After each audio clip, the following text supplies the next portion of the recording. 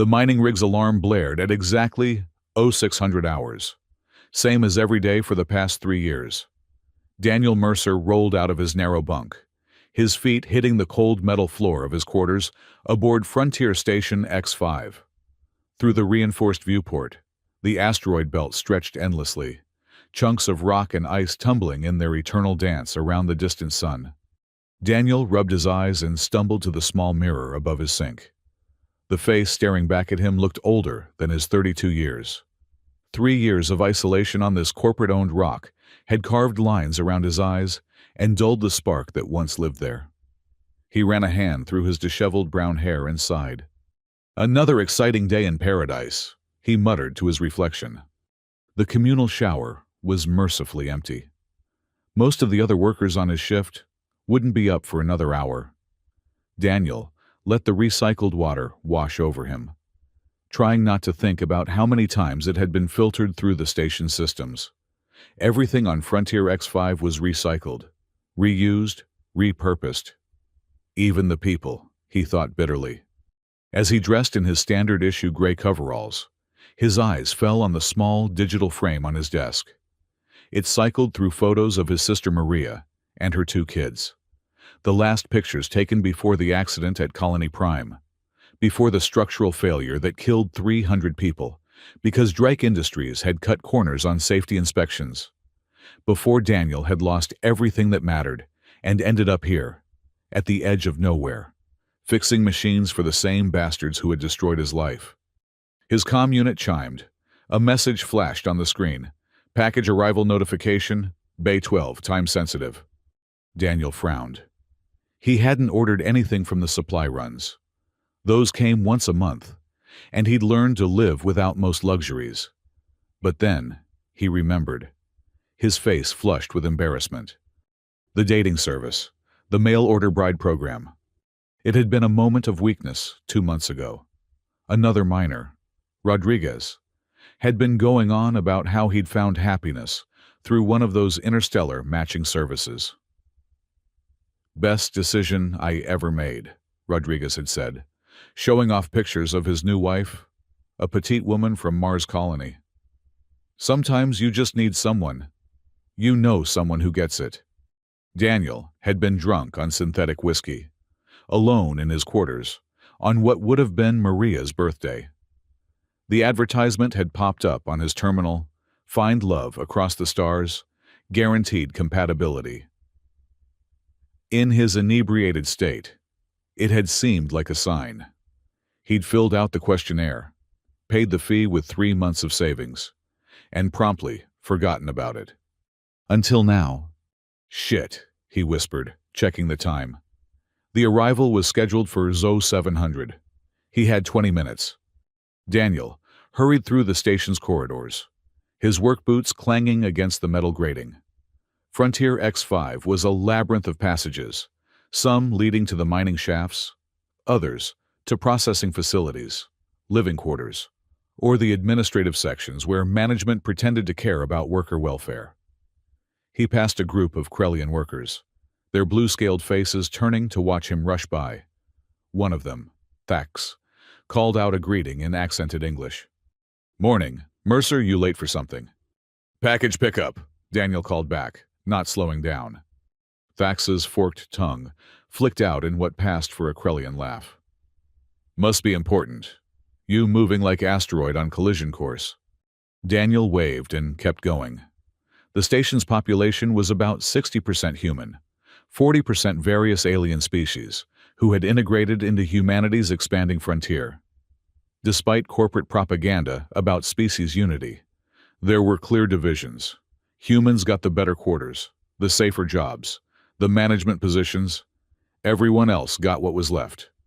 Bay 12 was in the older section of the station, where the artificial gravity generators hiccuped occasionally, and the air recyclers made everything smell faintly of ozone. Daniel arrived with 5 minutes to spare, breathing hard. The docking bay was small, designed for shuttles and small cargo vessels. Through the observation window, he could see a ship already locked into the docking clamps. It wasn't a standard cargo vessel. This ship was sleek, painted in deep purple with silver accents. Vraxian design, if Daniel remembered correctly. They built their ships for speed and maneuverability, not cargo capacity. Strange choice for a delivery vessel. The bay's atmospheric readings showed green. Daniel hit the entry button and stepped through the airlock. The bay was cold, his breath misting in the air. Emergency lights cast long shadows across the floor. And there, by the ship's extended ramp, stood a figure. Daniel stopped dead. The dating service profile had been specific. He'd requested someone small, gentle, with a caring disposition. Someone who could help chase away the loneliness without demanding too much. Someone safe. The being standing before him was none of those things. She had to be at least 8 feet tall, covered in sleek armor that seemed to be part clothing, part natural carapace.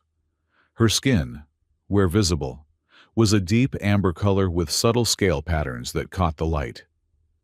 4 arms emerged from her torso, the upper pair thick with corded muscle, the lower pair more slender, but no less dangerous looking. Her face was vaguely humanoid, but with pronounced ridges along her jaw and forehead. 6 eyes, arranged in 2 rows of 3, fixed on Daniel with an intensity that made his knees weak. "You are Daniel Mercer." Her voice was surprisingly melodious, despite coming from a mouth filled with teeth that looked capable of biting through steel. Daniel nodded, unable to form words.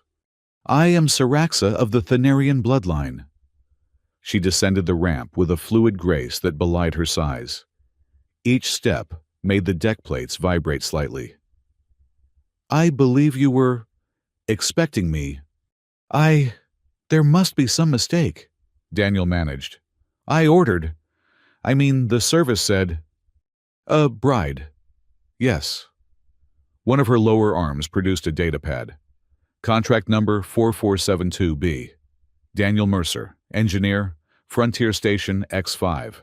Seeking companionship and life partnership. Payment confirmed. Genetic compatibility verified at 87%. She looked up from the pad, and Daniel could swear he saw amusement in those 6 eyes. "Is there a problem?" Before Daniel could answer, the station's emergency klaxon began to wail. Red lights bathed the docking bay in hellish illumination. The automated voice of the station's AI echoed through the speakers. "Alert! Alert! Critical system failure detected in mining shaft 3. Explosion detected. All emergency personnel to stations. This is not a drill." Daniel's blood ran cold. Mining shaft 3 was the deepest excavation on the asteroid, extending nearly 5 kilometers into the rock. An explosion down there could destabilize the entire station. "We need to go," he said, turning toward the exit. "That's my section. If the shaft collapses..." "Wait!" Syraxa's upper right arm shot out, grabbing his shoulder with surprising gentleness. "Something is wrong here." "Yeah, the mine is exploding." "No." Her 6 eyes narrowed, scanning the bay. "I mean this arrival, this timing. I dock, and immediately there is catastrophe." She moved past him toward the airlock, her movements now predatory, alert. In my experience, coincidences are rarely coincidental. The lights cut out completely. Emergency power kicked in a second later, bathing everything in a sickly green glow. Through the observation window, Daniel could see people running through the corridors, panic spreading like wildfire. "We need to get to the command center," Daniel said. "If this is sabotage..." "It is." Syraxa's voice carried absolute certainty. She pulled something from her armor, a weapon of some kind, its surface covered in alien script. "The question is whether they meant to frame me, or if my arrival was meant to provide cover for their true purpose." "They, who's they?" She turned those 6 eyes on him, and Daniel felt like he was being X-rayed. "Tell me, Daniel Mercer, how many enemies have you made on this station?" "None. I keep to myself, do my job." "And before this station, who would profit from your death?" The question hit him like a physical blow. "My death, I'm nobody. Just an engineer." No one is just anything. She moved to the door, weapon raised. We go to command center, yes, but we go carefully, and you stay behind me.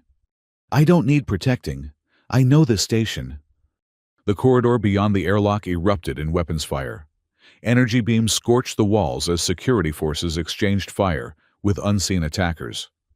Daniel instinctively ducked, but Saraxa merely tilted her head, analyzing. Drake Industries security, fighting someone with military-grade weapons. She glanced back at him. This is not random violence. This is execution of plan. Her lower left arm reached out and pulled him closer. Stay very close to me. Daniel Mercer. I think someone has gone to great trouble to ensure we both die today. As if to emphasize her point, a massive explosion rocked the station. The deck pitched wildly, and Daniel would have fallen if not for Saraxa's grip. In the distance, through the chaos of alarms and screaming, he could hear the automated systems announcing catastrophic decompression in multiple sections. The mines, Daniel breathed. If they've damaged the structural supports, then we have very little time. Saraxa checked her weapon once more. Tell me, do you trust me? It was an insane question. He'd known her for all of 5 minutes. She was an alien warrior twice his size who had shown up claiming to be his mail-order bride. Nothing about this situation made sense. But as another explosion shook the station, and the lights failed again, Daniel realized he didn't have much choice. I trust you, he said. Good, she smiled, revealing those terrifying teeth. Because what comes next will require faith. She moved into the corridor with inhuman speed, her forearms working in perfect coordination. The weapon in her upper right hand spat brilliant blue fire, while her upper left pulled Daniel along. Her lower arms were free, ready to grab, push, or strike as needed. They encountered the first body, 20 meters from the docking bay. A security guard, human, with a smoking hole in his chest.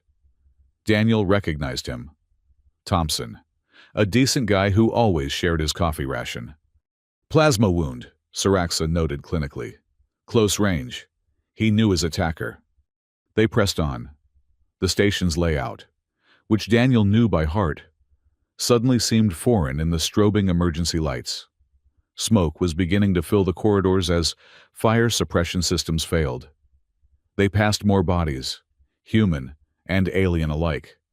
Some wore security uniforms, others the gray coveralls of workers. This is a massacre, Daniel whispered. No.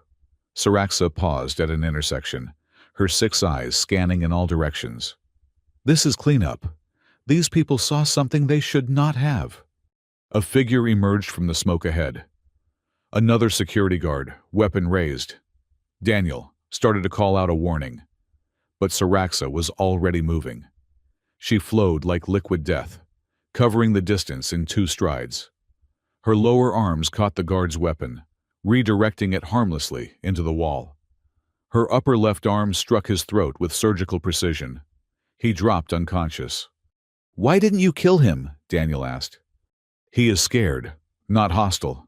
There is difference. She rifled through the guard's equipment, taking his access card and backup weapon. Besides, we need answers. They reached a maintenance shaft that Daniel knew led toward the command center. It would be cramped for someone Saraxa's size, but it was safer than the main corridors. This way, he said, overriding the lock with his engineer's codes. The shaft was a tight fit. Saraxa had to bend nearly double, her armor scraping against the walls. They crawled through darkness, guided only by the faint luminescence of her armor and Daniel's memory of the route. So, Daniel said, trying to distract himself from their dire situation, you're really a mail-order bride. She made a sound that might have been laughter. Is that so difficult to believe? Honestly, yes. Because I am not small and gentle as requested. Because you're a warrior. You could have anyone. Why would you need a matching service? They reached a junction. Daniel pointed left, and they continued crawling. Perhaps, Saraxa said quietly. Warriors also get lonely. Perhaps on my world, I am considered difficult. Difficult how? I ask questions. I refuse to accept the order of things. I believe in justice over profit. Her voice carried old pain. These are not valued traits in Thanarian society, or in most societies. I find they emerged from the shaft into a utility room. The lights here were still functional, casting normal white illumination that seemed almost surreal after the emergency lighting. Command center is 2 levels up, Daniel said, but we'll need to pass through the administrative section. Where management lives, Saraxa checked her weapons. They will be guarded. Why are you helping me? Daniel asked suddenly. You could have left, taken your ship and gone. She fixed him with all 6 eyes. You are my contracted partner. Among my people. This creates obligation. She paused. Also, I believe you are a good man caught in bad situation. This offends my sense of justice. You got all that from 5 minutes of conversation. I am good judge of character. It is why I am still alive. She moved to the door. Ready. Daniel checked the weapon she'd given him. He'd had basic firearms training, but he'd never shot at a living target. No, but let's go anyway. The administrative section was a war zone. Barricades had been erected using overturned desks and filing cabinets. Security forces exchanged fire with attackers wearing black combat armor. The air stank of ozone and burned plastic. Corporate mercenaries. Saraxa identified. Professional killers. Someone paid well for this. They skirted the main conflict, using Daniel's knowledge of maintenance passages to bypass the worst fighting. But as they neared the command center, their luck ran out. Maxwell Drake stood in the corridor ahead, flanked by 4 mercenaries. The chief security officer of Frontier X-5 looked immaculate despite the chaos. His silver hair perfectly styled, his expensive suit unmarred by smoke or debris. Mr. Mercer, Drake said pleasantly, and our visiting Thanarian. How convenient to find you together. Drake! Daniel's grip tightened on his weapon. What the hell is going on? Corporate restructuring. Drake smiled coldly. The mining operation has become unprofitable. An unfortunate accident will solve that problem. Total loss of station and crew. Very tragic. The insurance payout will more than cover our losses. You're going to kill everyone for money. Not everyone. Key personnel have been evacuated. Those with value. His eyes flicked to Saraxa. You, my dear, were supposed to arrive tomorrow. Your early arrival has complicated things. Then I am not part of this plan, Saraxa said. Oh, but you are. A Thanarian warrior arriving just as the station suffers catastrophic failure. Who would suspect corporate malfeasance when we have such an obvious culprit? He gestured to his mercenaries. Kill the engineer. Take the alien alive. We'll need her for the cover story. The mercenaries raised their weapons. Daniel prepared to die. Saraxa moved. It was like watching a force of nature unleashed. She flowed between energy beams that should have cut her down, her 4 arms working in perfect harmony. Her weapon sang its deadly song, while her free hands struck with bone-crushing force. 2 mercenaries were down before they could adjust their aim. Daniel, acting on instinct, dove behind a support column and returned fire. His shots went wide, but they forced 1 mercenary to seek cover. Drake was backing away, speaking rapidly into a comm unit. Priority override. Activate Omega Protocol. All units converge on command deck. Saraxa finished the last mercenary with a brutal efficiency that was almost beautiful.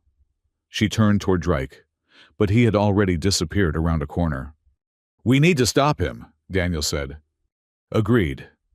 But first, she knelt beside one of the fallen mercenaries, checking his equipment. These are not standard corporate soldiers.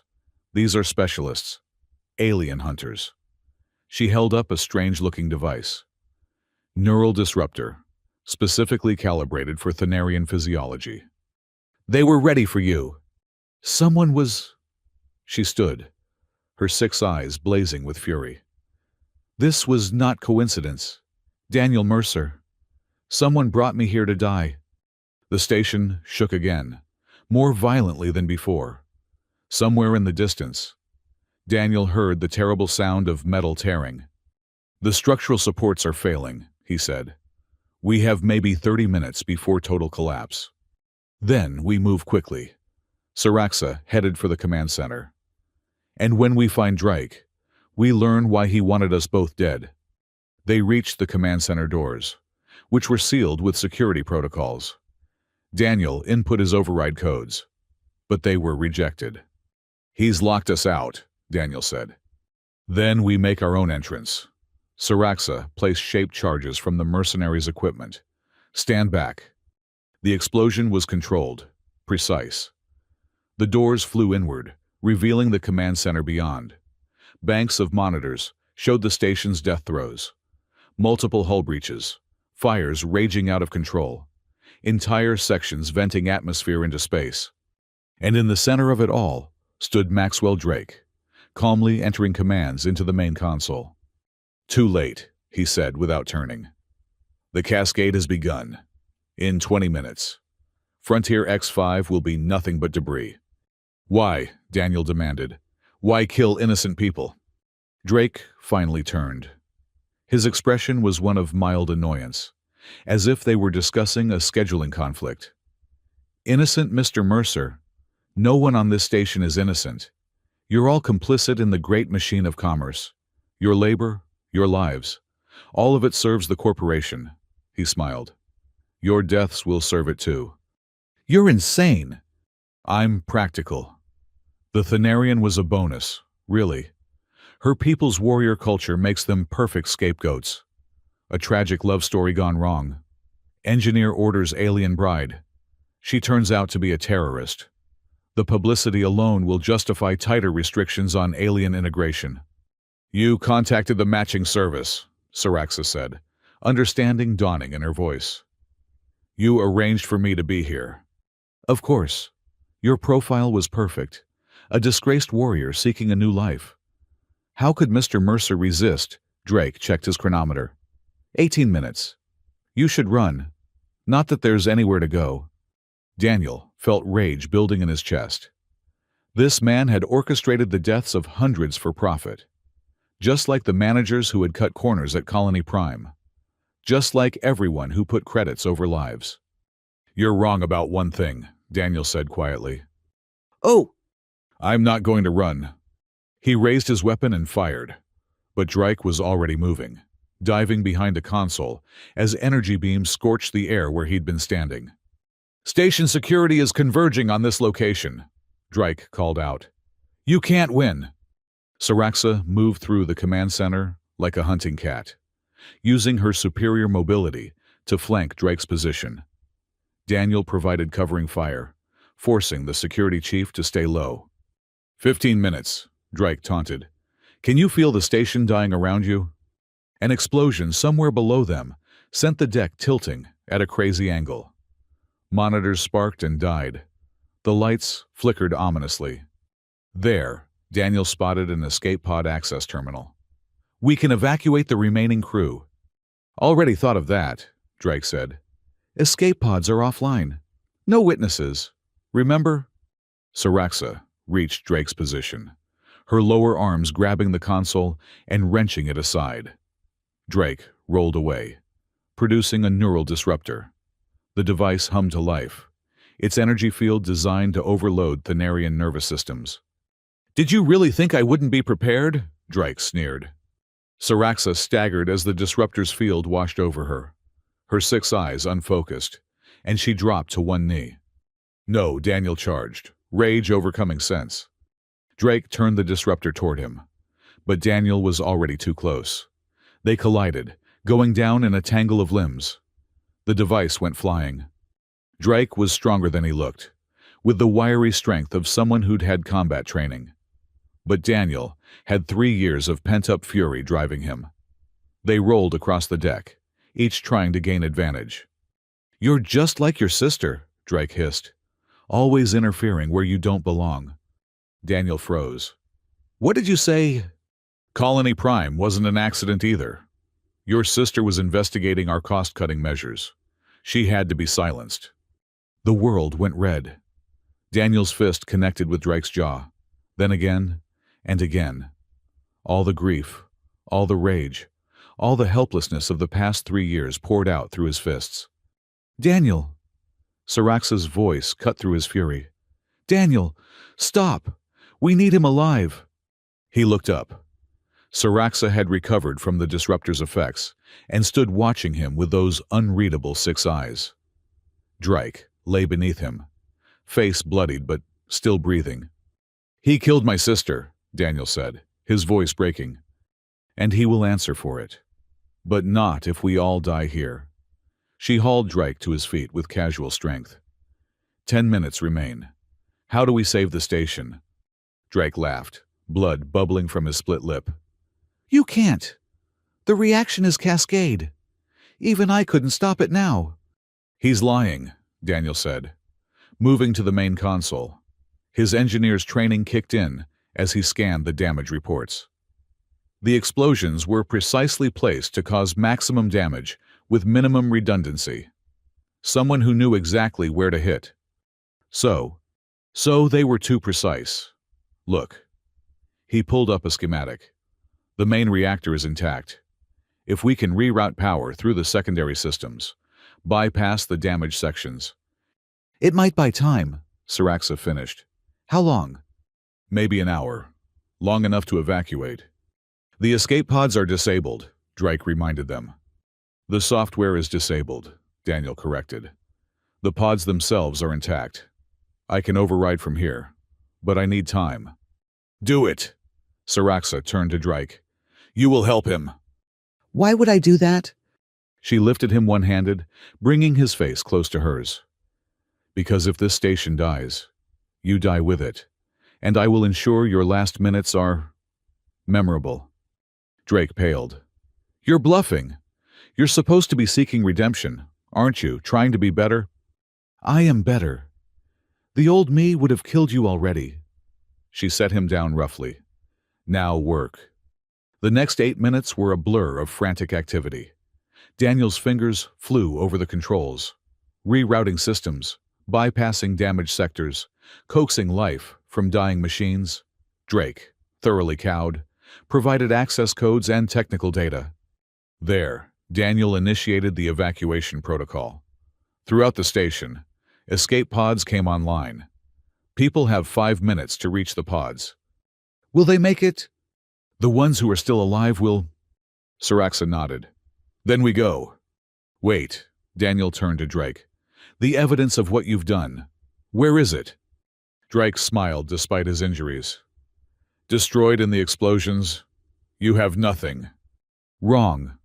Saraxa produced a data recorder from her armor. Everything since I arrived has been documented. Your confession, your plans, all of it. Thanarian military hardware, Drake breathed. You're not just a warrior. You're intelligence division. Former intelligence? She secured the device. Now I am just tourist-seeking husband. Despite everything, Daniel found himself almost smiling. We should go. 2 minutes until the pods auto-launch. They made their way to the nearest pod bay. Around them, the station groaned and shuddered like a dying beast. They passed scattered groups of survivors heading for evacuation points. Some were injured, supported by others. Humans and aliens worked together, species divisions forgotten in the face of shared catastrophe. The pod bay was crowded but organized. Emergency procedures had kicked in, and people were loading into pods with practiced efficiency. Daniel spotted Thax, helping an injured human worker into a pod. Mercer, the Krellian, called out. Good to see you alive. You too. Get everyone out of here. Already on it. You take next pod. Daniel, Saraxa, and their prisoner reached an empty pod. As they strapped in, Drake made one last attempt at manipulation. You know they'll never let you keep that recording, he told Saraxa. Drake Industries has resources you can't imagine. They'll hunt you across the galaxy. Let them come. She finished, securing him to a seat. I have faced worse than corporate assassins. The pod launched, explosive bolts firing them clear of the dying station. Through the viewport, Daniel watched Frontier X-5 tear itself apart. Secondary explosions rippled through its structure as reactors failed and atmosphere vented. In minutes, the place that had been his prison and home for 3 years was reduced to spinning debris. "All those people," he whispered. "Some survived," Saraxa said. "More than would have if we had not acted." "It's not enough." "It never is. But we do what we can." She looked at him with those alien eyes. "You did well, Daniel Mercer. You saved lives today." "We saved lives." She inclined her head. "We make a good team." The pod's emergency beacon activated, broadcasting their location to any rescue ships in range. It would be hours before anyone arrived, but they had air and heat. They would survive. "So," Daniel said after a long silence, "what happens now?" "Now we present evidence to authorities. Drake goes to prison. You receive compensation for your sister's death." She paused. "And we discuss our contract." "Our contract?" "The marriage agreement, it is still valid, yes." Daniel stared at her. After everything that had happened, she was still thinking about that. "You want to go through with it?" "That depends. Do you?" It was an impossible question. 24 hours ago, he'd been a lonely engineer expecting a quiet, submissive bride to ease his isolation. Instead, he'd gotten a 8-foot-tall warrior woman who had saved his life and helped expose a conspiracy that killed his sister. Nothing about this matched his expectations. "And yet, I don't even know you," he said. "Then we learn, is that not purpose of courtship? Courtship usually doesn't involve explosions and firefights. Perhaps your human courtships are too boring." Despite himself, Daniel laughed. It felt strange after so much death and chaos, but also necessary. "You might have a point." "I often do." She shifted in her seat, her armor scraping against the pod's interior. "I should tell you truth, though. I am not easy partner. I have opinions. I fight for what I believe. I do not submit quietly to authority." "I noticed." "And this does not bother you." Daniel thought about it. Did it bother him? He'd wanted someone safe. Someone who wouldn't challenge him or complicate his life. But look where playing it safe had gotten him. Working for the people who killed his sister. Hiding from life on a station at the edge of nowhere. "No," he said finally. "It doesn't bother me." "Good," she settled back. "Then we have time to discuss terms. The rescue ship will not arrive for hours." "Terms?" "Of marriage contract, I have requirements." "Such as?" "Equal partnership, shared decisions, respect for both cultures, and absolutely no more mining stations." "I can work with that." Drake made a disgusted noise from his secured position. "You're actually going through with this farce?" "Silence," Saraxa said mildly. "Or I will demonstrate why Thanarian warriors are feared across 12 systems." Drake shut up. Daniel watched the stars wheel past the viewport. Somewhere among them was a future he couldn't quite imagine yet. A life with an alien warrior bride, pursuing justice for his sister. Maybe finding some peace at last. It wasn't what he'd ordered, but maybe it was what he needed. "One condition," he said. Saraxa's eyes focused on him. "Yes. Next time we meet someone trying to kill us, you let me know before the shooting starts. I make no promises, but I will try." "Good enough." They floated in silence after that, waiting for rescue, watching the debris of their old lives scatter into the void. And despite everything, Daniel felt something he hadn't experienced in years. Hope. The rescue ship appeared 4 hours later, a corporate vessel responding to the distress beacons. By then, Daniel had learned that Saraxa enjoyed terrible jokes, had a weakness for Earth chocolate, and had once arm-wrestled a Gorvax warrior to settle a dispute over mining rights. She learned that he could play 3 musical instruments, had a degree in theoretical physics he'd never used, and still talked to his sister's picture when he was sad. It wasn't much, but it was a beginning. As they prepared to board the rescue ship, Saraxa took his hand in one of hers. Her grip was strong, but gentle. "No regrets?" she asked. "Ask me in a year." "I will hold you to that, Daniel Mercer." The rescue ship's airlock cycled open. Time to face whatever came next. Together. The corporate rescue vessel, Perseverance, was everything Frontier Station X-5 hadn't been. Clean white corridors, functioning air systems that didn't smell like recycled sweat, and gravity that never fluctuated. Daniel found himself missing the familiar discomfort of his old home, even as medical staff fussed over his minor injuries. "You're lucky," Dr. Hollis said, applying healing gel to a burn on Daniel's forearm. "Most survivors have much worse injuries. That partner of yours must have protected you well." Through the medical bay window, Daniel could see Saraxa being examined by a team of increasingly nervous medics. Her 6 eyes tracked every movement, and her 4 arms remained tensed despite her apparent cooperation. When one medic approached with a scanner, she bared her teeth slightly, causing him to step back. "She doesn't trust easily," Daniel observed. "Can you blame her?" Dr. Hollis sealed the burn treatment. "A Thanarian warrior this far from home space. Caught in what appears to be corporate sabotage, I'd be paranoid too." "You believe us then about Drake?" The doctor's expression grew guarded. "I've been with Drake Industries for 15 years, Mr. Mercer. I've learned not to ask certain questions." She lowered her voice. "But I've also learned to keep my own records, just in case." Before Daniel could probe further, the medical bay doors burst open. A squad of security officers entered, weapons drawn. Their leader, a hard-faced woman with captain's insignia, spoke without preamble.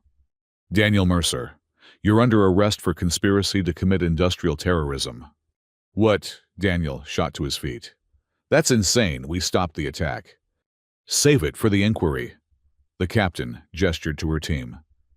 "Secure the Thanarian as well. Use neural restraints." Through the window, Daniel saw security converging on Saraxa.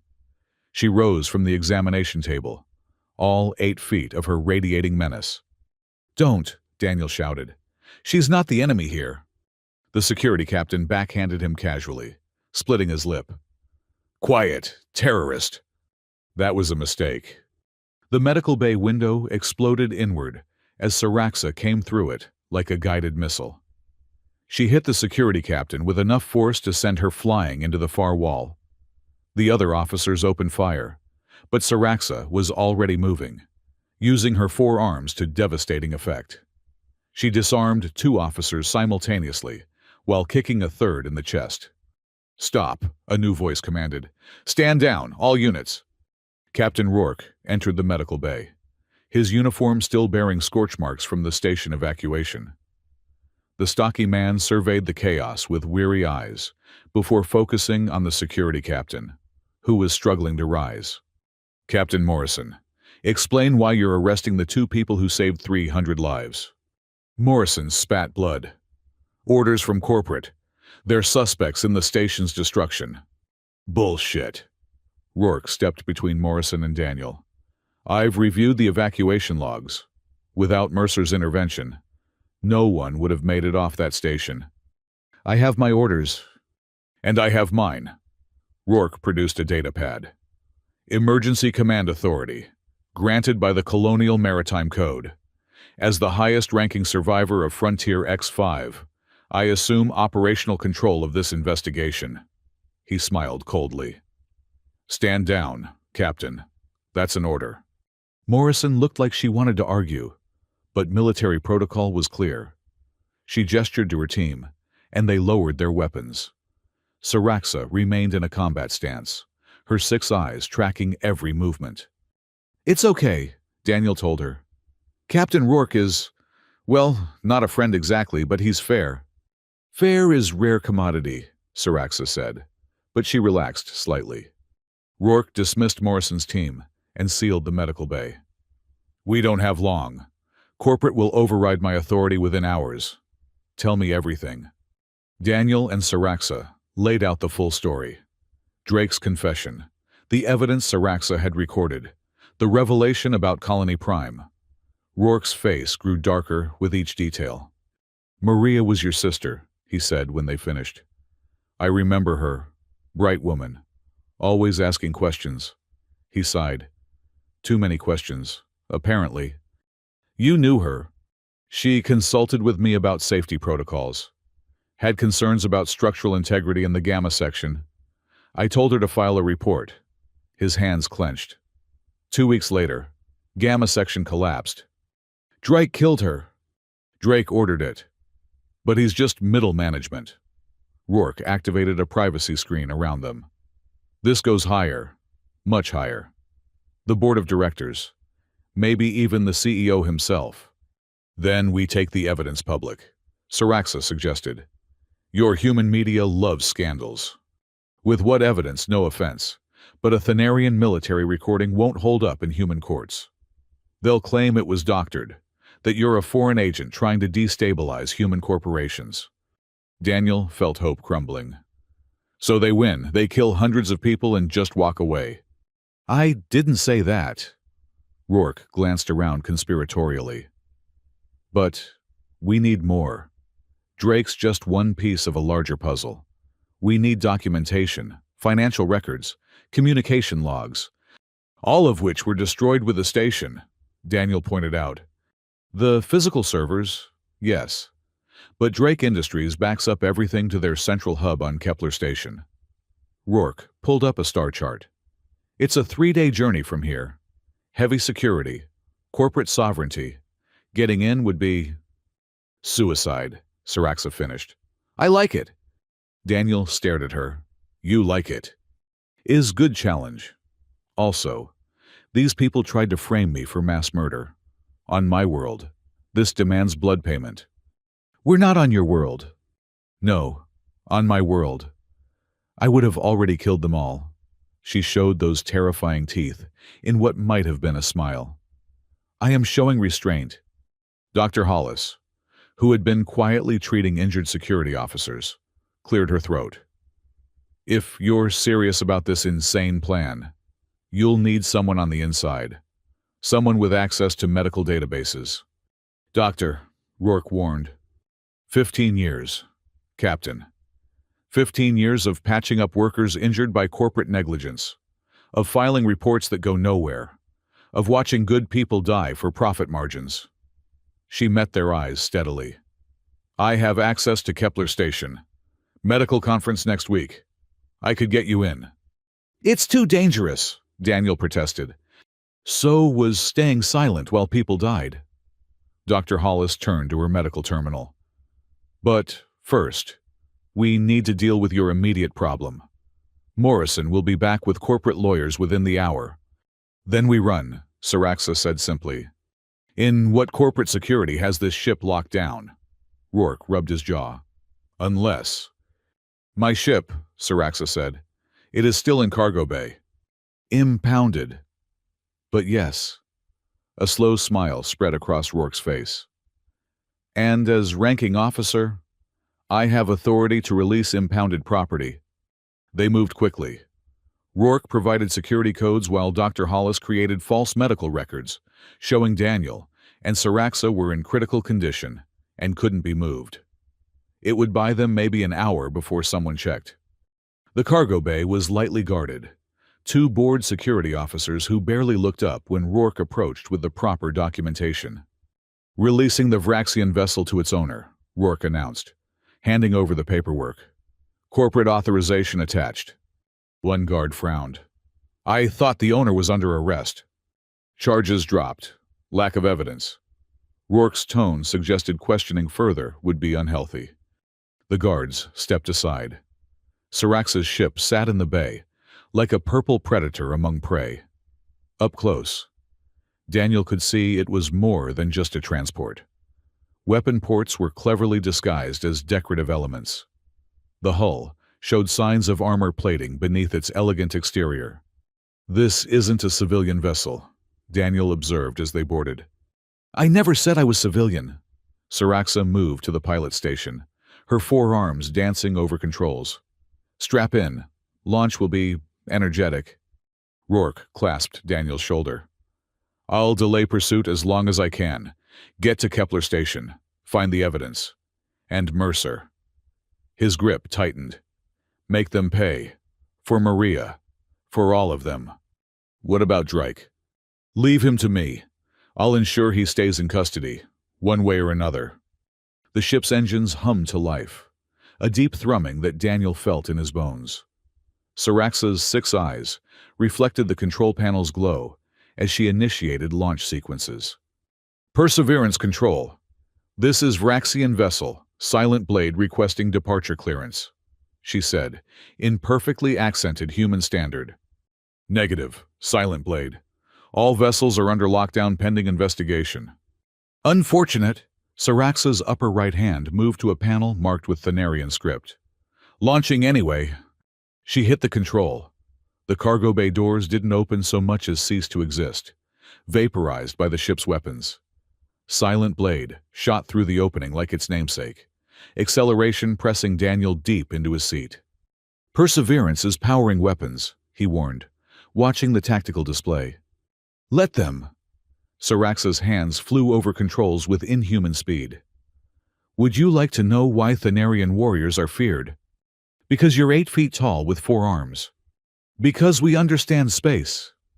The ship suddenly corkscrewed, narrowly avoiding a spread of missiles.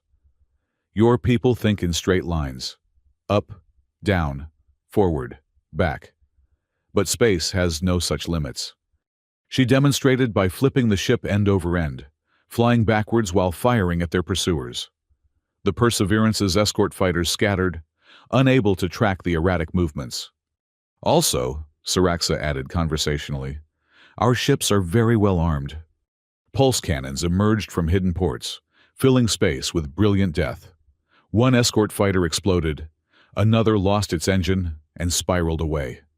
Jump drive charging, Saraxa announced. 20 seconds. They're launching more fighters. Then we give them something else to consider. She fired a spread of missiles, but not at the fighters. They streaked toward Perseverance itself. You're attacking a hospital ship. Non-lethal warheads. Electromagnetic pulse. We'll disable their systems for 1 hour. She glanced at him with 2 of her eyes. I am not monster. Daniel Mercer. I kill only when necessary. The missiles detonated, washing Perseverance in crackling energy. Its lights flickered and died. The launching fighters suddenly found themselves without carrier support. Jump in 3, 2, 1. Reality twisted. The stars elongated into streams of light, and Daniel's stomach tried to exit through his throat.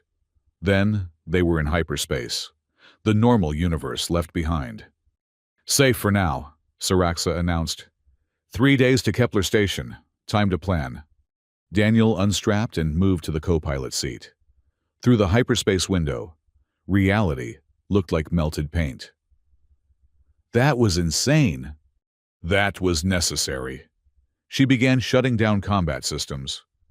Your corporate masters would have executed us quietly. Now they must chase us. Which gives us time to prepare. Daniel called up everything he knew about Kepler Station. It's not going to be easy.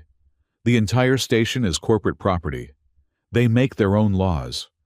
Then we break them. Saraxa rose from her seat, stretching all 4 arms.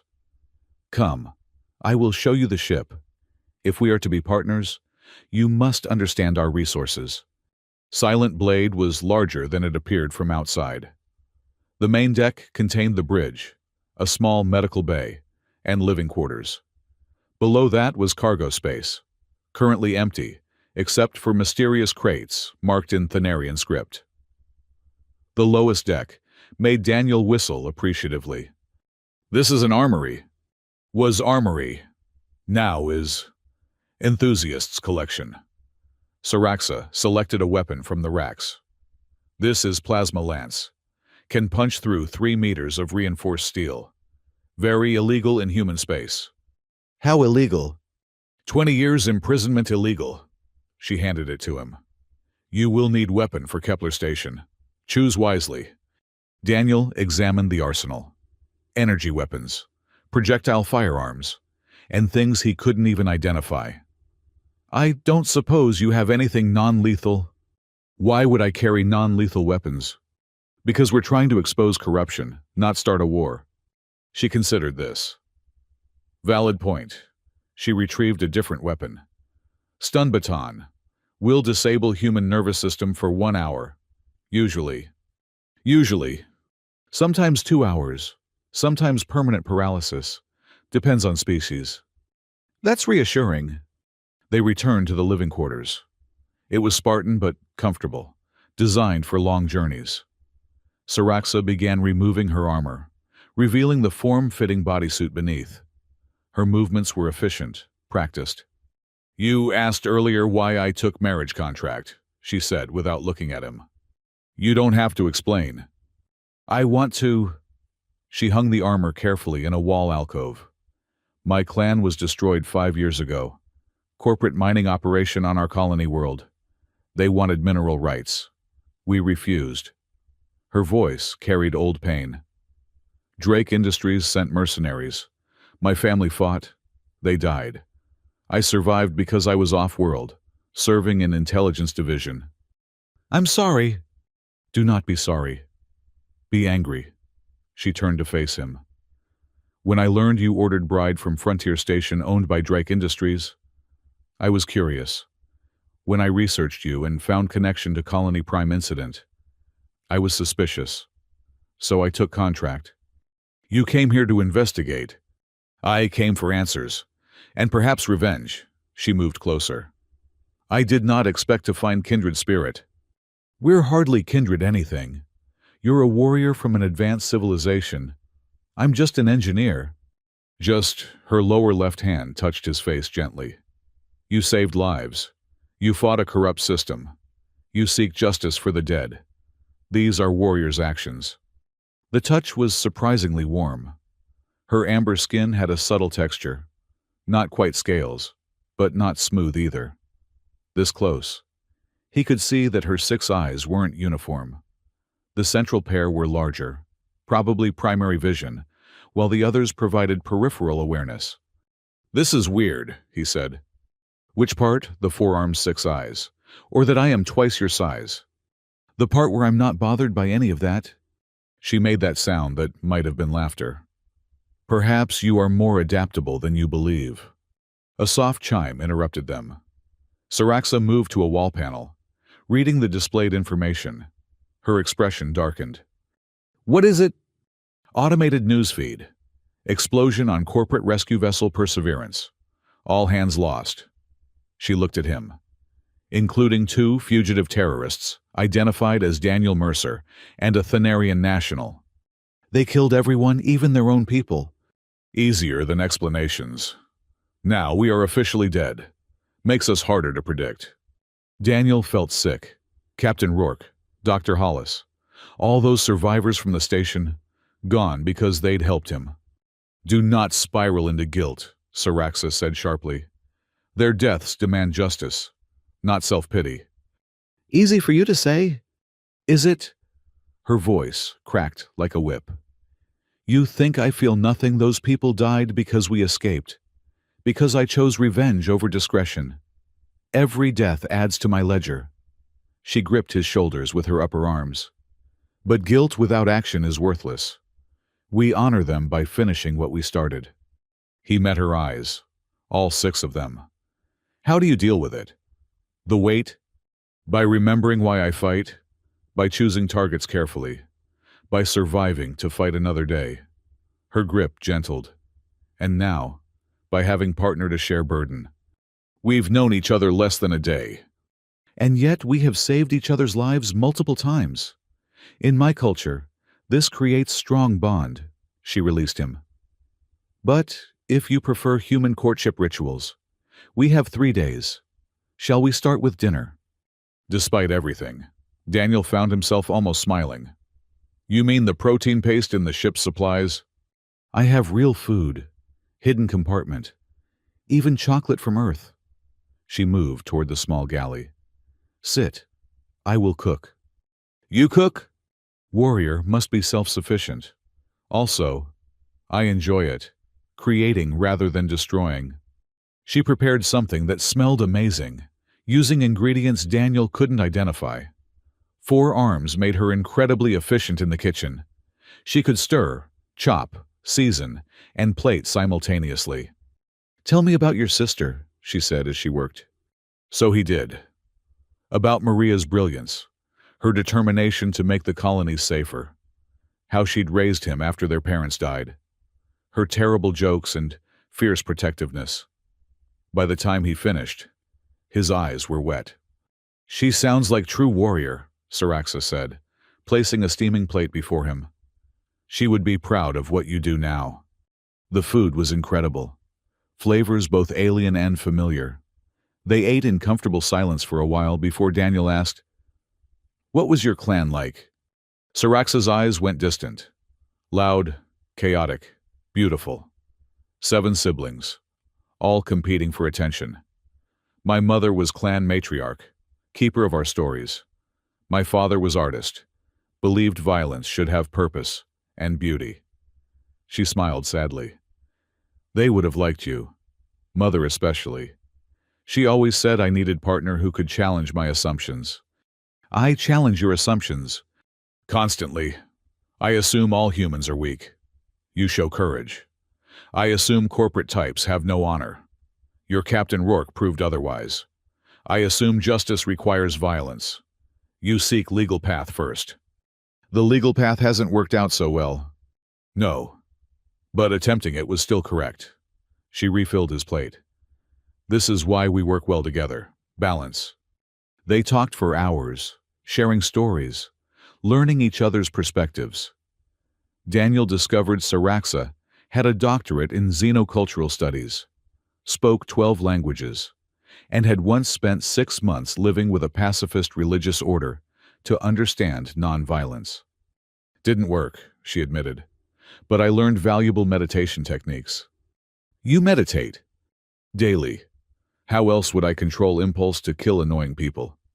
That's actually terrifying. Good. Healthy fear keeps you alive. She began clearing dishes. We should plan for Kepler Station.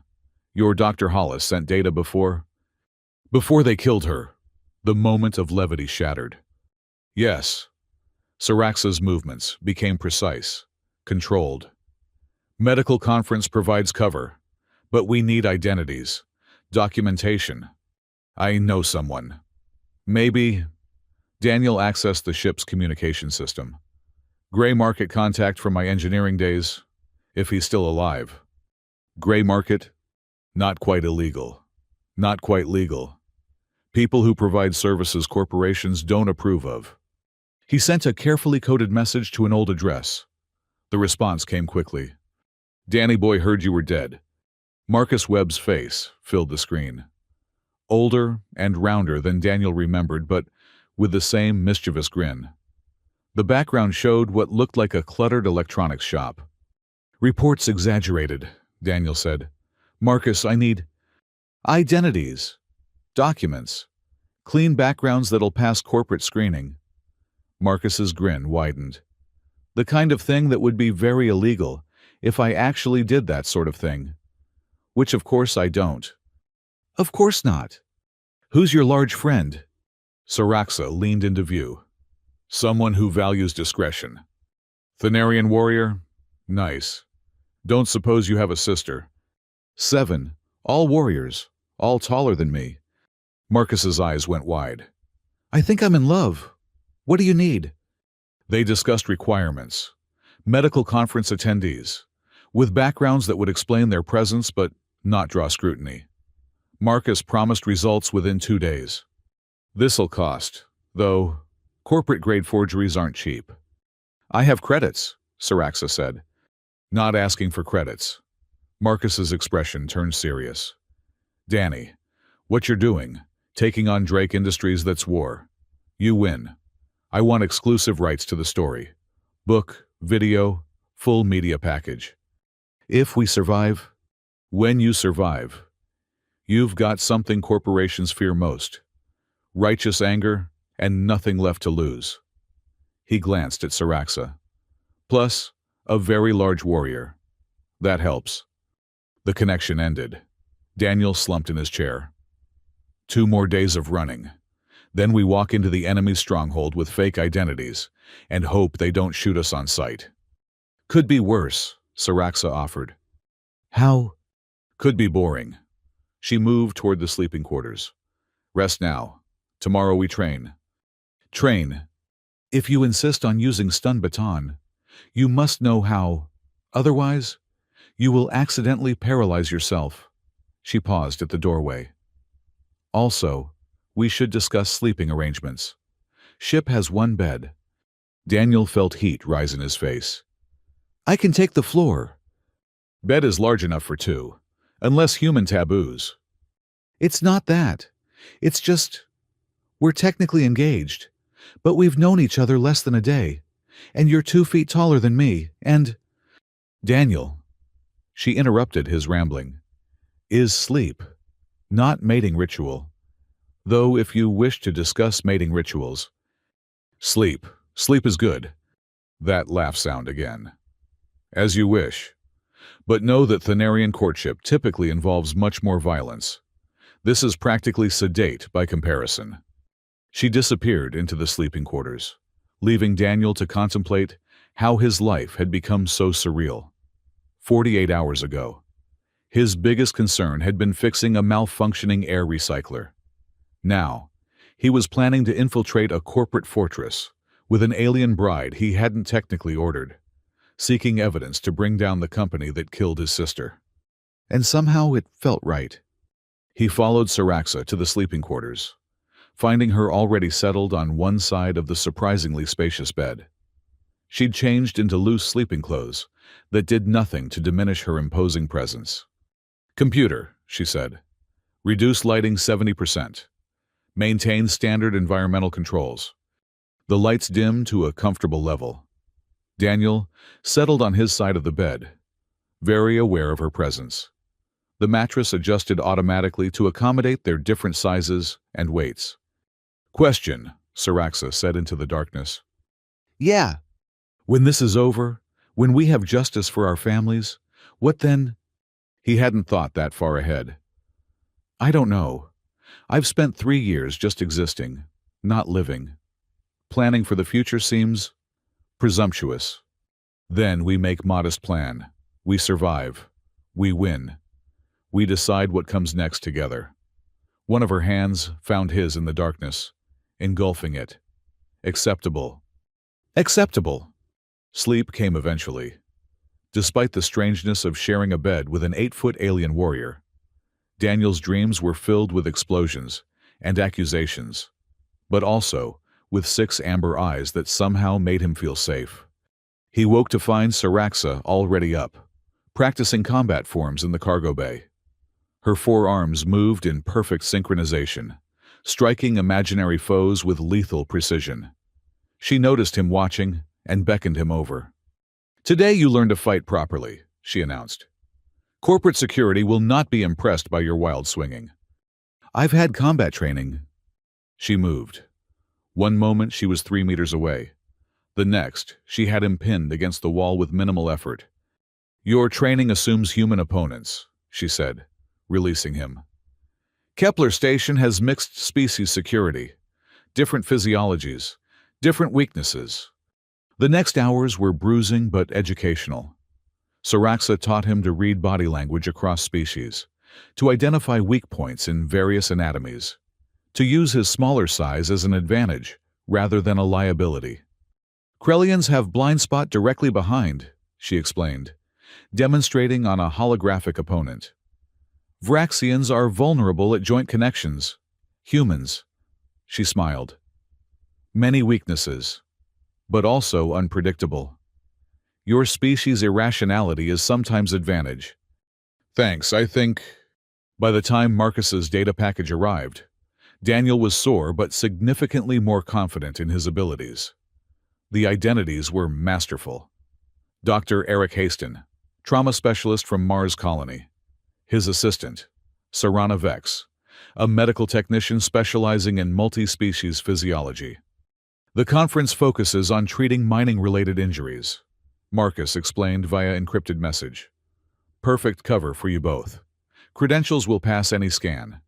Just try not to actually treat anyone.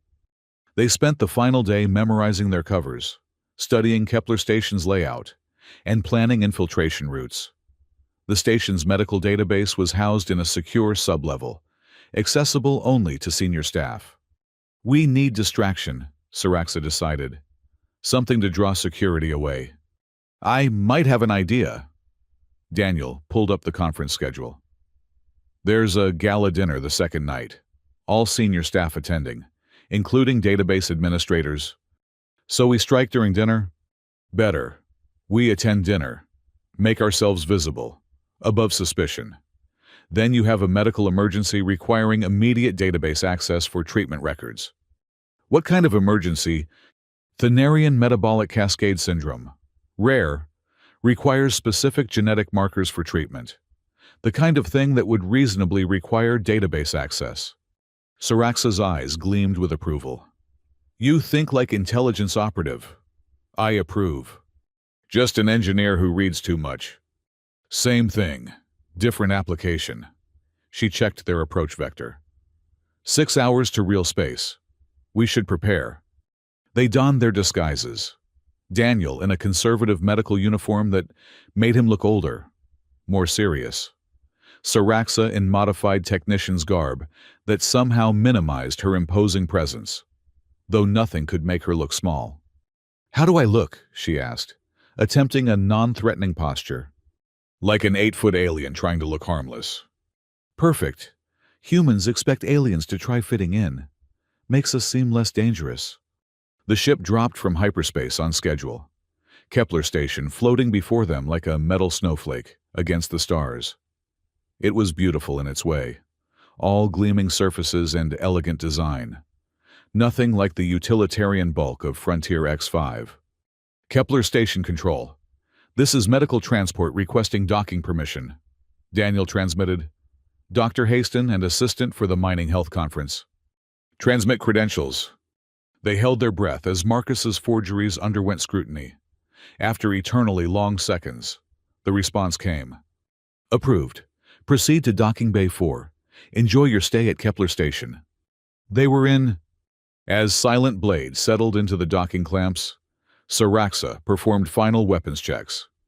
The stun baton went into Daniel's medical bag, while she concealed various devices about her person with practiced ease. Remember, she said, we are medical professionals. Boring, unthreatening, nothing to see. Right, boring. Daniel tried to calm his racing heart. We can do boring. The docking bay was immaculate, all polished floors and corporate logos. Security was visible but not oppressive. Just enough to remind visitors they were on corporate property. A cheerful human woman in a conference uniform greeted them. Dr. Haston, welcome to Kepler Station. I'm Amy from Guest Services. Let me escort you to registration. They followed Amy through corridors that screamed corporate wealth. Art pieces worth more than a miner's lifetime earnings. Carpeting that probably cost more per meter than Daniel's entire quarters on Frontier X-5. Your first time at Kepler, Amy chirped.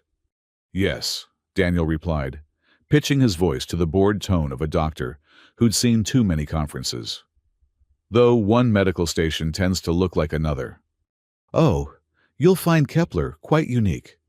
We have 17 restaurants, a full recreational complex, even a zero-G swimming pool. Fascinating, Saraxa said flatly. Registration was smooth. Their credentials passed every check. Their cover stories accepted without question. They were assigned quarters on the medical staff level, with full access to conference facilities. The opening reception is tonight at 1900, Amy informed them. Casual dress, but most attendees go semi-formal. Drink tickets are included in your registration. Their quarters were luxurious by station standards.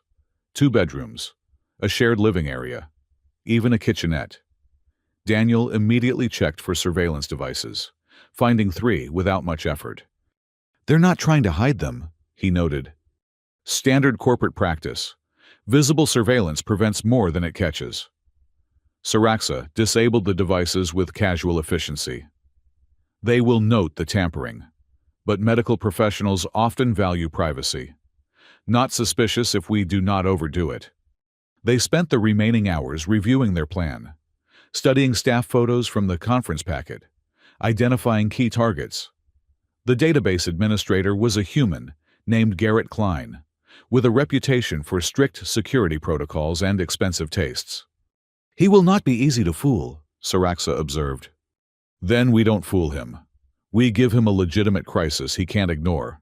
Daniel checked the time. Ready for a party. The reception was held in an observation lounge with floor-to-ceiling windows, showing the star field beyond. Medical professionals from across human space mingled, discussing techniques, comparing horror stories, networking with desperate enthusiasm. Daniel circulated carefully, introducing himself, making connections without being memorable. Saraxa played her role perfectly, the competent but unremarkable assistant, practically invisible despite her size. Dr. Haston. Daniel turned to find a middle-aged woman with sharp eyes and an expensive dress. Dr. Sarah Kranz, according to her name tag, Chief of Mining Safety for the entire sector. Dr. Kranz, I've read your papers on pressure wave trauma. Fascinating work. Kind of you to say. She studied him with uncomfortable intensity. Mars Colony. Right, I don't recall seeing your name in the Colonial Medical Registry. Daniel's blood chilled, but he maintained his bored expression. Private practice, corporate contracts, mostly. The registry is for public physicians. Of course. She didn't look entirely convinced. And your assistant? Sarana has been invaluable. Multi-species trauma is becoming more common as integration increases. Indeed. Dr. Kranz's eyes narrowed. You know, you remind me of someone, an engineer I once met, worked for. Sarah. A loud voice interrupted. Garrett Klein appeared, slightly drunk, definitely interested in Dr. Kranz. You promised me that dance. Later, Garrett. But Klein was persistent, drawing her away with apologies to Daniel. That was close, Daniel breathed. Too close. Saraxa materialized at his elbow. She suspects. We stick to the plan. Tomorrow night. Tomorrow might be too late. If she checks records. They were interrupted by a commotion near the entrance. Security guards entered, escorting someone Daniel recognized with a chill. Maxwell Drake, battered but walking, flanked by lawyers and corporate executives. Ladies and gentlemen, one executive announced. I apologize for the disruption. We've just received word of a terrible tragedy. The corporate vessel Perseverance was destroyed by saboteurs. We're here to honor the victims and assure you that those responsible will face justice. Drake's eyes swept the room and locked onto Daniel. A slow smile spread across his battered face. In fact, Drake said loudly, I believe we may have found them already. Security began moving through the crowd, toward Daniel and Saraxa. So much for boring, Saraxa muttered, her hands moving to concealed weapons. The trap had sprung, and they were caught in the middle of it. The observation lounge erupted into chaos. Security guards pushed through the crowd of medical professionals, their weapons drawn, but not yet aimed. Drake stood near the entrance, his damaged face twisted in satisfaction. There's nowhere to run. Mercer, he called out. Did you really think fake identities would fool us? We own this station. Daniel's mind raced. 20 security guards, over 100 civilians, limited exits. The math wasn't good. Follow my lead, Saraxa murmured. Then, louder, she announced. I am experiencing metabolic distress. My cardiac system. She collapsed dramatically, her massive form hitting the floor with a crash that shook nearby tables. All four arms twitched in what looked like seizures. Medical emergency. Daniel dropped beside her, slipping into his doctor persona. I need space. Her species has redundant cardiac systems. if they cascade. The nearest doctors instinctively moved to help. Even some security guards lowered their weapons. Uncertain. Daniel pressed his fingers to Syraxa's neck, pretending to check vitals, while actually receiving her whispered message. Ventilation shaft, behind the bar, 60 seconds. This woman is a wanted terrorist, Drake pushed forward. Don't be fooled. This woman is dying. Dr. Kranz appeared, her suspicious nature overridden by medical instinct. I don't care what she's done. We have an obligation. More doctors crowded around, creating a barrier between them and security. Daniel caught Syraxa's eye. She winked with one of her outer eyes. I need my medical kit, Daniel announced. It has species-specific stabilizers. I'll get it, a young resident rushed toward the quarters. No, it has to be calibrated. Daniel stood, then stumbled dramatically. The stress. I think. He collapsed toward the bar, knocking over a tray of drinks.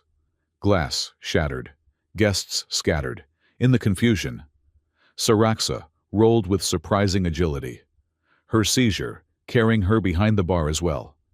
Stop them, Drake screamed. Too late. Syraxa's upper arms ripped the ventilation grate free, while her lower arms boosted Daniel up. He scrambled into the shaft, pulling himself forward as fast as possible. Syraxa followed, her larger frame barely fitting. Energy beams sizzled through the air where they'd been. Someone screamed. The doctors scattered, no longer providing cover. Seal the station, Drake's voice echoed behind them. Full lockdown. They don't leave alive. The ventilation shaft was a tight maze of metal and recycled air. Daniel navigated by instinct and half-remembered schematics, taking turns at random to throw off pursuit. Behind him, Syraxa moved with surprising quiet for her size. They emerged 3 levels down in a maintenance corridor. Warning lights were already flashing. The station's automated voice announced security lockdown. All personnel to remain in place. They'll have tracked our path, Daniel said. We have minutes at most. Then we use them. Syraxa checked her weapons. The database. 2 levels down, but it'll be sealed. Everything can be unsealed. She moved toward a service elevator. You're Dr. Kranz. She helped us. Why? Medical ethics. Doctors help people. Period. Noble. Impractical. But noble. The elevator doors opened to reveal 2 security guards. Syraxa moved faster than thought. Her stun baton caught the first guard in the throat. Her lower left arm grabbed the second guard's weapon, while her lower right delivered a nerve strike. Both men crumpled. Help me. She dragged the unconscious guards into the elevator. We need their access codes. Daniel found the security credentials, while Syraxa worked on something with the guards' equipment. The elevator descended, each floor marking territory deeper into corporate control. What are you doing? Daniel asked. Creating distraction. She finished whatever modification she'd made. In 60 seconds, their weapons will overload. Small explosion, lots of smoke. Security will investigate. That's brilliant. Basic sabotage. Your human military teaches it to children. The elevator stopped. Ready. The database level was eerily quiet. Emergency lighting cast long shadows down empty corridors. No guards, no staff, nothing. Trap, Syraxa stated. Obviously, but we need that data. They moved cautiously, weapons ready. The main database center loomed ahead, its reinforced doors standing open. Definitely a trap. Wait, Daniel spotted something. Environmental controls. If I can override them. His fingers flew over the access panel, using his engineer's codes from Frontier X5. Most were rejected, but maintenance protocols were often universal. There. Ventilation controls. What are you doing? Buying us an advantage? He reversed the airflow in the database center. If they're waiting inside, they're about to get very uncomfortable. Smoke began pouring out of the open doors. Coughing echoed from within. 3 guards stumbled out, eyes streaming. Saraxa disabled them with clinical efficiency. Clever, she approved. But Drake will not be so easily...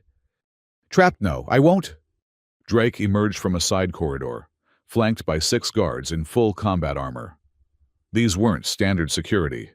These were military-grade killers. Did you really think I'd wait in an obvious trap? Drake touched his damaged face gingerly. You cost me significant medical expenses. Mercer, the least you can do is die quietly. Counteroffer, Saraxa said. You tell us who ordered Colony Prime massacre. We kill you quickly instead of slowly. Such bravado. Tell me, warrior, do you know why your clan really died? Saraxa tensed. Mining rights. You wanted our land? Partially true. But your clan sat on something far more valuable than minerals. Drake smiled coldly. They had evidence. Records of our early colonial operations. Proof of systematic genocide against indigenous species. Your matriarch was going to release it. Liar! Am I your mother met with human journalists 3 days before the attack? She gave them partial records, held back the rest as insurance. His smile widened.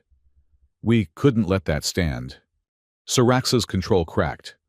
A sound emerged from her throat, primal and furious. She moved to attack, but Daniel grabbed one of her arms.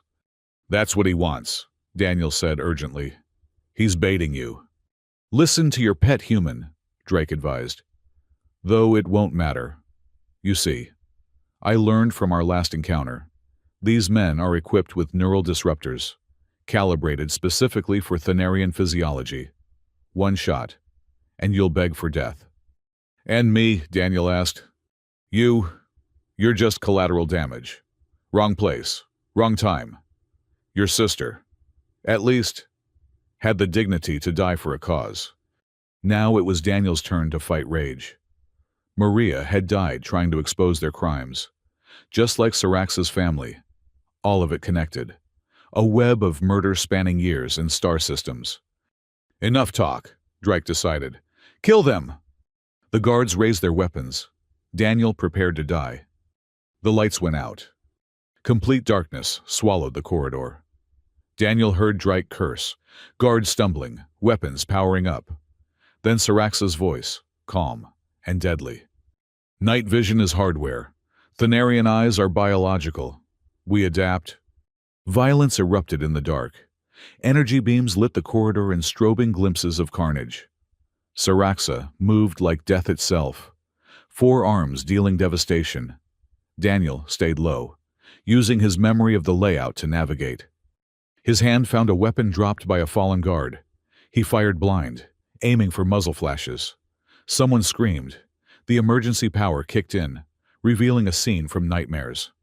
4 guards were down, bodies bent at impossible angles. Saraxa stood among them, amber blood seeping from multiple wounds, but still fighting. 1 guard remained standing, neural disruptor aimed at her head. Daniel didn't think. He just fired. The guard's head snapped back, a smoking hole between his eyes. First kill, first human life taken. Daniel expected to feel something. Guilt, horror, satisfaction. Instead, just emptiness. Where's Drake? Saraxa demanded. Gone, in the chaos. Their true target had vanished. Database first, Daniel decided. We can't leave empty-handed. They entered the database center. Banks of servers hummed quietly, storing decades of corporate sins. Daniel moved to the main terminal, fingers flying over interfaces. Locked out, he reported. Need administrator access. Stand aside. Saraxa produced a small device from her armor. Military-grade decryption unit. Illegal in 12 systems. Will it work? In theory. In practice. She attached it to the terminal. Numbers cascaded across screens. 5 minutes. We don't have 5 minutes. Then delay them. Daniel moved to the door, checking the fallen guard's weapons. Full charges. Military grade. Very illegal for civilians to possess. He'd already crossed the line by killing. What was one more crime? Footsteps echoed in the corridor. Many footsteps. Daniel took position behind a server bank, weapon ready. Mercer. Drake's voice carried clearly. You can't win. Surrender now, and I'll make it quick. Continue fighting, and I'll ensure you live just long enough to watch the Thanarian die slowly. Counteroffer, Daniel called back. You walk away. We don't release the evidence of your genocide to every media outlet in human space. You're assuming you'll live to release anything. I'm assuming you're smart enough to know when you're beaten. We're not the only ones with this data. Drake, kill us. And it goes wide. Let us go. And maybe your corporate masters only throw you under the shuttle instead of burning down the whole company. Silence. Daniel could practically hear Drake calculating odds. 2 minutes, Saraxa whispered. Here's the thing about evidence, Drake finally said. It requires context. Without witnesses to verify it, data is just data. And corpses make terrible witnesses. The attack came from multiple directions. Not guards this time, but automated combat drones. Military hardware that had no business on a civilian station. They flowed through the doorway like mechanical death. Weapons tracking with inhuman precision. Daniel fired, watching his shots splash harmlessly off armored shells. The drones advanced, cornering him. He prepared for the end. Saraxa moved like lightning. She abandoned the terminal, throwing herself between Daniel and the drones. Energy beams meant for him scorched her armor instead. She grunted with each impact but kept fighting, her 4 arms a blur of motion. One drone went down, then another, but more kept coming. Too many. Even a Thanarian warrior had limits. The terminal, she gasped. Finish the download. Daniel ran for the console. The decryption was at 90%. 95. A drone targeted him. Saraxa intercepted, taking another hit that drove her to her knees. 98%. Saraxa. She looked up. Amber blood running from multiple wounds. Managed what might have been a smile. Worth it. For both our families. 99%. A drone lined up the killing shot. 100%. Daniel grabbed the data core and dove aside as energy beams scorched where he'd been standing. He rolled, came up firing. Not at the drones, but at the server banks themselves. No, Drake appeared in the doorway. Those records are backed up elsewhere, Daniel finished. But you'll spend months reconstructing local copies. Months where you can't hide the evidence. Explosions rippled through the servers. Automatic fire suppression kicked in, filling the air with chemical fog. In the chaos, Daniel reached Saraxa, hauling her upright with strength, born of desperation. Can you move? Do I have choice? She leaned on him, still managing to fire with her free arms. Exit. Working on it. They stumbled through smoke and flame. More drones converged, but the environmental systems were going haywire. Smoke, foam, strobing lights, all combined to create sensory chaos. Even military targeting systems struggled. A maintenance hatch appeared through the smoke. Daniel kicked it open, revealing a shaft leading down. Can you fit? Will make myself fit. Saraxa squeezed through, armor scraping metal. Daniel followed. The data core clutched against his chest. They tumbled into a recycling bay. Massive processors ground waste into component molecules. The noise was deafening, but it also masked their movement. The ship, Daniel said. Can you make it? Yes. She was lying. Amber blood left a trail behind them. But they had no choice. They navigated the station's bowels, avoiding main corridors. Twice they heard search parties pass overhead. Once, a drone nearly spotted them, but Daniel disabled it with a lucky shot to its sensor array. The docking level was in chaos. Ships were trying to leave despite lockdown. Security was overwhelmed trying to maintain order. In the confusion, 2 blood-covered fugitives didn't immediately stand out. There, Bay 4, where Silent Blade waited. So close, yet impossibly far. "I'll create a distraction," Saraxa said. "You get to the ship. We go together or not at all." Romantic. Impractical. But romantic. She checked her remaining weapons. "Then we run." They broke from cover, sprinting across the open bay. Shouts erupted behind them. Energy beams filled the air. Daniel felt heat sear past his ear. Silent Blade's ramp was lowering. Had Saraxa triggered it remotely, they were 20 meters away. 10, 5. Drake appeared at the top of the ramp, weapon aimed. Predictable to the end. He fired. Not at them, but at the ship's engines. Explosions rippled across Silent Blade's hull. Their escape route died in flame and smoke. "Now," Drake said conversationally, "let's discuss that evidence." Security forces surrounded them. Dozens of weapons trained on 2 exhausted fugitives. Daniel still clutched the data core, their only leverage. "The evidence goes public if we die," Daniel said. "Does it? I think you're bluffing. I think you're the only ones with this data." Drake descended the damaged ramp. "But let's test that theory. Guards, kill the Thanarian. We'll see if Mercer's resolve survives watching her die." "No." "Then give me the core." Daniel looked at Saraxa. She met his gaze with all 6 eyes, and he saw acceptance there. She was ready to die for this, for justice, for him. He couldn't let that happen. "Take it." Daniel held out the core. "Just let her live." "Daniel, no." Saraxa tried to rise, but her injuries betrayed her. Drake reached for the core, triumph gleaming in his eyes. The docking bay erupted. Not explosions this time, but ships. 3 vessels burst through the bay doors, weapons blazing. Security scattered as heavy fire rained down. "What?" Drake spun around. One ship Daniel recognized. A battered mining vessel with illegal modifications. Thax's ship from Frontier X-5.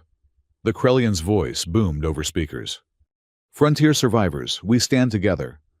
The other ships were equally familiar. Survivors who'd escaped the station's destruction, come to repay a debt. Energy beams carved through security positions. One caught Drake in the shoulder, spinning him around. "Go," Thax's ship laid down covering fire. "We hold them." Daniel hauled Saraxa toward a different vessel, a small courier ship whose pilot was frantically gesturing. They stumbled aboard as energy beams scorched the hull. "Strap in." The pilot was human, young, terrified but determined. "This is going to be rough." The ship lurched upward, engines screaming. Through the viewport, Daniel saw the docking bay had become a war zone. Security forces battled Frontier survivors, while klaxons wailed.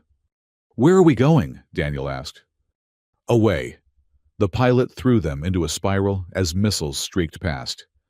Thax said, "Get you clear." "That's what I'm doing." More ships were launching. Some security, some civilian caught in the crossfire. The space around Kepler Station became a chaotic dance of vessels and weapons fire. "They're targeting engines," the pilot reported. "Trying to disable, not destroy." "They want us alive." Daniel checked Saraxa. She was unconscious but breathing. "Can we jump?" "Not yet. Need distance from the gravity well." A security cruiser moved to intercept. Larger, better armed, faster. They couldn't outrun it, couldn't outfight it. Then it exploded. Silent Blade rose from the wreckage, wounded but operational. Someone had repaired enough systems to make her flight capable. The ship opened fire with weapons that definitely weren't civilian grade. "Who's flying her?" Daniel wondered. His answer came over comms. Dr. Krantz's voice, clinical and calm. "Mr. Mercer, I found your ship's medical logs. Interesting reading. Your companion needs immediate treatment." "Dr. How?" 20 years ago. I was military. Some skills you don't forget." Silent Blade carved through another security vessel. "Dock with me. I'll transfer to your ship." The pilot managed the delicate maneuver while under fire. Dr. Krantz swung across the void between ships with surprising agility. She immediately moved to Saraxa, medical kit in hand. "Multiple energy burns, Internal bleeding. Neural disruptor exposure. She worked as she talked. Thanarian physiology is resilient, but she needs proper facilities. Where can we go? They'll track us anywhere in human space. Then we don't stay in human space. Kranz administered something that made Saraxa's breathing easier. I know people. Doctors who ask no questions. Why are you helping us? She looked up from her work. Because I've spent 20 years patching up workers injured by corporate negligence. Because I've filed reports about safety violations that were ignored. Because your companion was right. Sometimes, doctors need to do more than heal. Sometimes we need to prevent the injuries from happening. The courier ship reached minimum jump distance. Behind them, Kepler station receded, its lights flickering from damage. The pilot input coordinates with shaking hands. Ready to jump on your signal. Daniel looked back one last time. Somewhere on that station, Drake was probably raging about their escape, planning revenge, mobilizing resources. Let him come. They had the evidence. They had allies. They had each other. Jump, Daniel ordered. Reality twisted. Stars became lines. And they were away, carrying proof of genocide and conspiracy, racing toward uncertain sanctuary. Saraxa stirred, one eye opening. Did we win? We survived, Daniel told her. The rest comes later. Good enough. Her hand found his. Partner. Dr. Kranz continued working, muttering about damn fool heroes and inadequate field medicine. The pilot flew in tense silence, and Daniel held tight to both Saraxa's hand and the data core that would bring down an empire. They'd won the battle. The war was just beginning. 3 days later, in a medical facility on the edge of Thanarian space, Saraxa woke properly. Daniel sat beside her bed, haggard but smiling. Welcome back. She tried to sit up, winced. How long? 72 hours. Dr. Kranz had to rebuild half your internal organs. Apparently, you're too stubborn to die properly. Thanarian trait. She looked around, taking in the alien architecture. Where? Free clinic on Thesson colony. Neutral territory. We're safe for now. The data, already transmitted to 17 different media outlets, government watchdogs, and activist groups. It's everywhere. Saraxa. The whole galaxy knows what Drake Industries did. She absorbed this. And Drake himself, in custody. Turns out shooting at civilian ships in full view of station security is frowned upon. He's claiming he was stopping terrorists, but the evidence suggests otherwise. It's not enough. He's one man, the company. We'll sacrifice him to save itself. Yes, but it's a start. And we have allies now. The frontier survivors are organizing. Dr. Kranz is reaching out to medical professionals across human space. Your people are demanding justice for your clan. He squeezed her hand. We planted the seed. Now we tend the garden. She was quiet for a long moment. Then, you killed for me. The guard with the disruptor. Yes. How do you feel about that? Daniel had been asking himself the same question for 3 days. Honestly, I thought I'd feel guilty, or triumphant. Instead, I just feel necessary. He was going to kill you. I stopped him. Everything else is philosophy. You would make a good warrior. I prefer engineer. Less bleeding involved. He gestured at her extensive bandages. Usually, that sound that might be laughter. Fair point. Dr. Kranz entered, tablet in hand. Awake at last. Good. I was running out of sedatives. She checked readings with professional efficiency.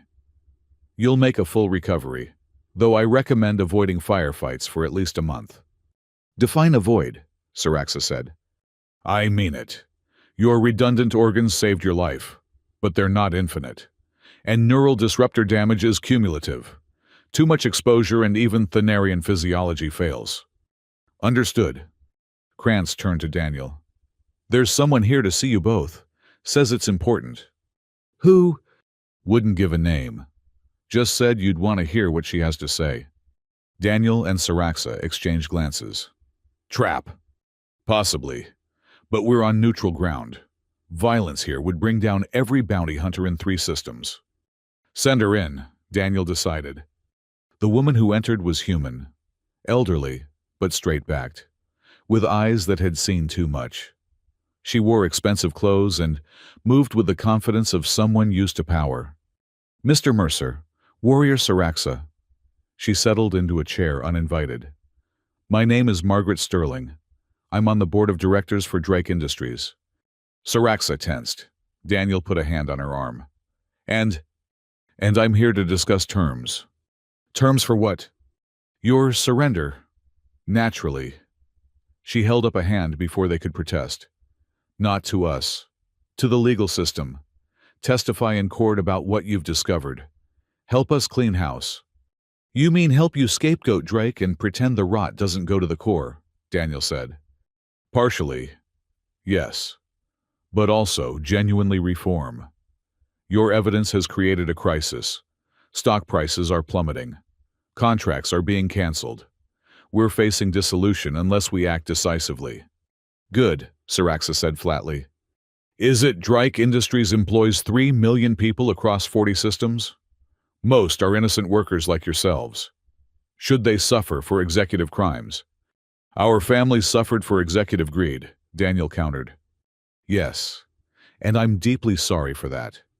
She seemed sincere, but who could tell with corporate types, which is why I'm offering you a chance for real justice, not just revenge. Explain. Sterling leaned forward. Testify before the Colonial Trade Commission. Present your evidence formally. Help us identify and prosecute everyone involved in these conspiracies.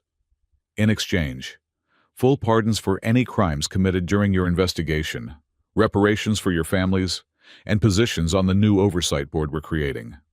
You want us to work for you. Saraxa's tone could have frozen helium. I want you to help rebuild, transform Drake Industries into something ethical. Use your positions to ensure this never happens again. It was tempting. A chance to change the system from within, to honor their families by preventing future tragedies. But also, potentially a trap, a way to control and eventually silence them. We need to discuss this, Daniel said. Of course. I'll be on station for 3 days.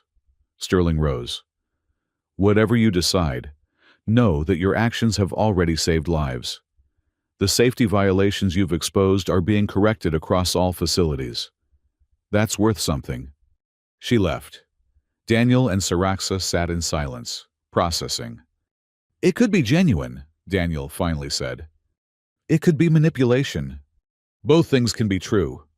Saraxa shifted carefully in bed. What does your instinct say? That we've shaken the tree. Now we see what falls. He met her eyes. What about you? I came here for revenge. Found it. But also found something else. She touched his face with one hand. Purpose beyond anger. Perhaps that's enough. So we accept. We verify. Investigate Sterling, the board, their intentions. If genuine, we engage.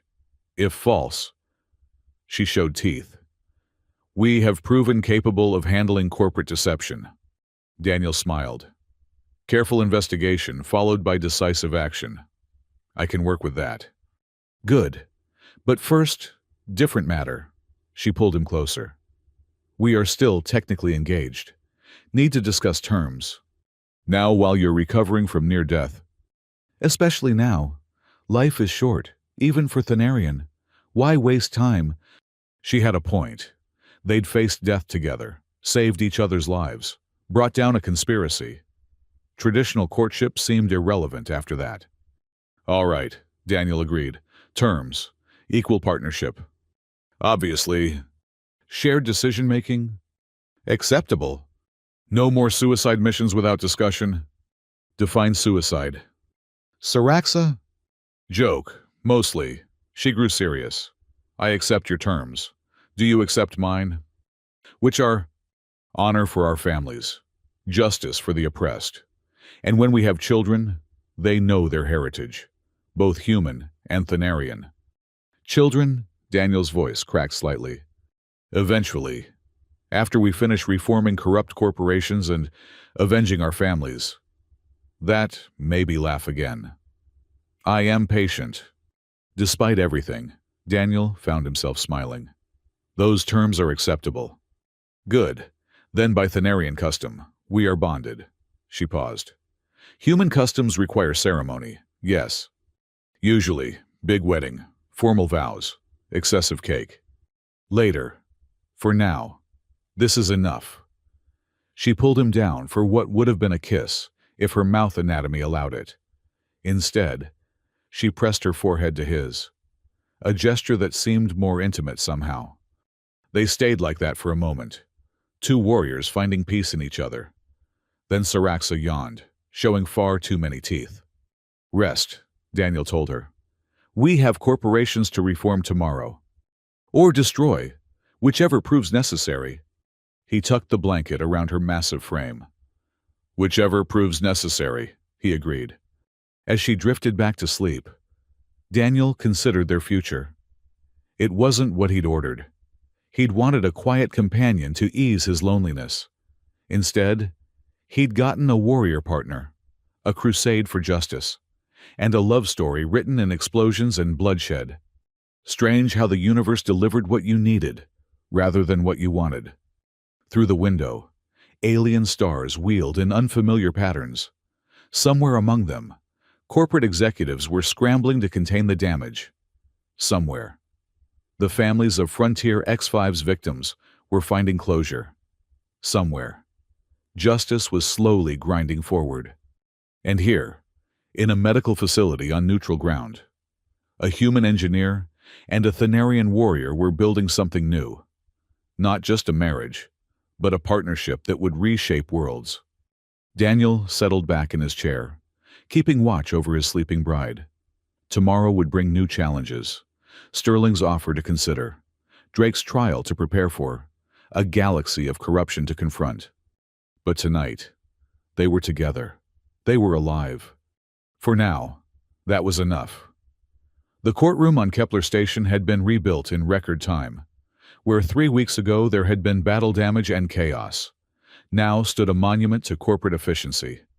Marble floors, wood-paneled walls, the scales of justice prominently displayed, as if aesthetics could wash away the blood. Daniel adjusted his formal suit, uncomfortable in its pristine newness.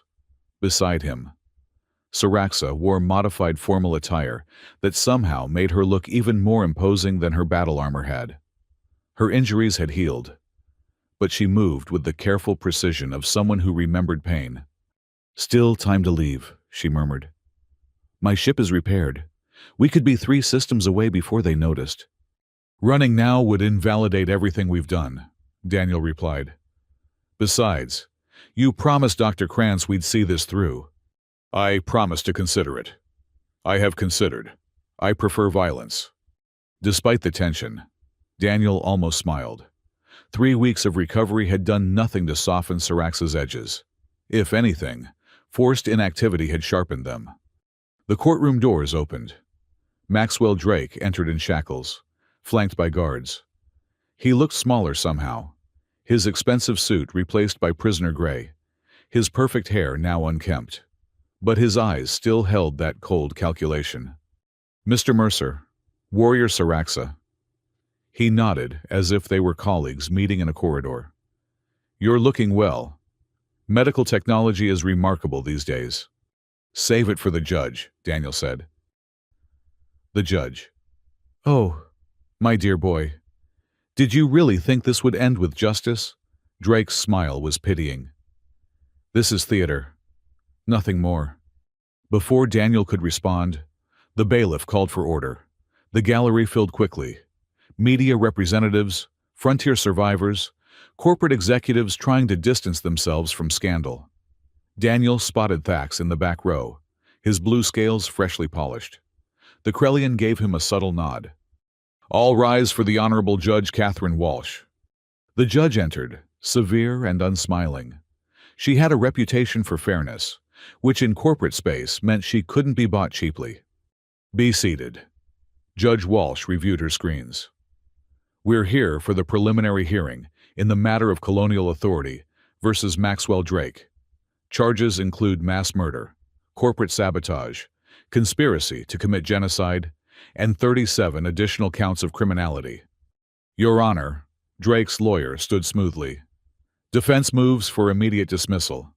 The evidence was obtained illegally by known terrorists. Motion denied. Walsh didn't even look up. Mr. Prosecutor, call your first witness. The colonial prosecutor was young but determined. The prosecution calls Daniel Mercer. Daniel took the stand, placing his hand on the truth scanner. The device hummed, calibrating to his biorhythms. Any lie would register immediately. State your name for the record. Daniel Mercer, former senior engineer, Frontier Station X-5. Mr. Mercer, please describe the events of August 14th. Daniel spoke carefully, laying out the facts. Syrax's arrival, the immediate sabotage, Drake's confession. The truth scanner remained steady green. No deception detected. And you recorded this confession? My partner did. Thanarian military hardware. The prosecutor activated a display. Drake's voice filled the courtroom, cold and clear. Corporate restructuring. The mining operation has become unprofitable. An unfortunate accident will solve that problem. Gasps from the gallery. Even some corporate executives looked shocked. One thing to suspect such actions, another to hear them admitted so casually. No further questions. Drake's lawyer stood for cross-examination. Mr. Mercer, you have a personal stake in this matter, don't you? Your sister died at Colony Prime. Yes. And you blame my client for that tragedy. He admitted to ordering it, while under duress, with an alien warrior threatening him. The lawyer gestured at Syraxa. Can we trust evidence obtained through intimidation? Objection, the prosecutor called. The defendant was armed and had just attempted to destroy an entire station. Any intimidation was self-defense. Sustained. The lawyer tried another angle. Mr. Mercer, have you accepted employment with the reformed Drake Industries Board? I've been offered a position. I haven't accepted. But you're considering it profiting from this tragedy. Daniel felt his temper rise. The truth scanner flickered yellow. I'm considering using a position to prevent future tragedies. Unlike your client, who profited from causing them. Move to strike as non-responsive. Denied. The witness may explain his motivations. It went on for hours. Every detail scrutinized. Every motivation questioned. By the time Daniel stepped down, he felt wrung out. But the truth scanner had stayed green throughout. Unimpeachable testimony. Syraxa took the stand next. The truth scanner had to be recalibrated for Thanarian physiology, causing a minor delay. State your name and occupation. Syraxa of the Mountain Clan, former intelligence officer, Thanarian Defense Corps. Current status? Complicated. You were contracted as a mail-order bride. No. Syraxa's 6 eyes fixed on Drake. That was fiction. I came investigating colonial crimes against my people. The prosecutor presented evidence of the Thanarian genocide. Images that made hardened reporters look away. A systematic campaign to eliminate indigenous populations, seize their lands, destroy evidence of their existence. My clan possessed records of early colonial atrocities. Syraxa testified. My mother was preparing to release them. Drake Industries killed 43 members of my bloodline to prevent this. Objection. Drake's lawyer shot up. Allegations without proof. I have proof. Syraxa produced a data chip. My mother's final message, retrieved from our clan's ruins. The hologram flickered to life. A Thanarian woman, older, but sharing Syraxa's proud bearing. She spoke in accented English. If you see this, I am dead. Drake Industries will claim it was an uprising, that we attacked first. This is false. I met with Director Drake yesterday. He offered credits for our silence. When I refused, He said, "Then you've chosen extinction. I record this knowing they will come. Remember us. Avenge us. Let the galaxy know what they truly are." Silence filled the courtroom. Even the judge looked affected. "Your witness," the prosecutor told the defense. Drake's lawyer approached carefully. "This recording could be fabricated. The truth scanner says otherwise." "Then perhaps mistaken. Your mother mentions Director Drake. That's the defendant's father, not the defendant himself. The son completed the father's work. Same company, same methods, same guilt." "That's not how law works." "That's exactly how justice works." Saraxa leaned forward. "Your client confessed. We all heard it. He destroyed Frontier X-5. He ordered deaths at Colony Prime. He continued his father's genocide. These are facts. Facts obtained through violence. Facts obtained through survival. We defended ourselves against his attempts to murder us. That the truth emerged during that defense does not diminish its truth." The cross-examination continued, but Saraxa remained unshakable.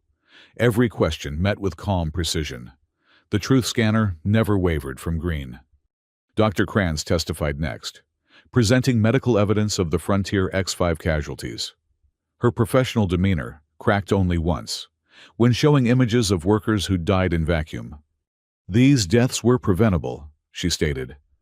"Had proper evacuation protocols been followed, had the station's safety systems not been deliberately sabotaged, these people would be alive." Captain Rourke followed, his testimony focusing on the corporate cover-up. "I was ordered to alter logs, to support the terrorist narrative. When I refused, they tried to eliminate me along with the other witnesses. Witness after witness built the case. Frontier survivors describing the explosions, technical experts confirming the sabotage pattern, financial analysts showing how Drake Industries would have profited from the station's destruction. Through it all, Drake sat calmly, too calmly. Daniel watched him, noting the slight smile, the relaxed posture, a man with an ace up his sleeve. It came during the defense's turn. "The defense calls Margaret Sterling." Daniel tensed. The board member who'd offered them positions entered, looking every inch the corporate authority.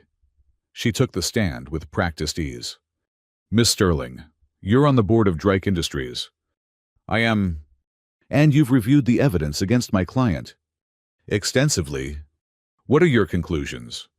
Sterling paused, choosing her words carefully. "The evidence clearly shows criminal actions were taken, stations were destroyed, lives were lost. These facts are indisputable. But the evidence does not prove Maxwell Drake acted alone or with board authority. In fact, our internal investigation suggests he was a rogue element, acting against company policy." The courtroom erupted. Daniel shot to his feet. "That's a lie." "Order," Judge Walsh hammered her gavel. "Mr. Mercer, you'll remain silent or be removed." Sterling continued smoothly. "We've found evidence that Mr. Drake diverted company resources for personal gain. The insurance payouts from Frontier X-5 would have gone not to the company, but to accounts he controlled."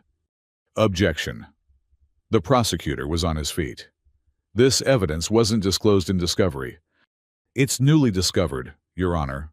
We'll provide full documentation." "You'd better," Walsh warned.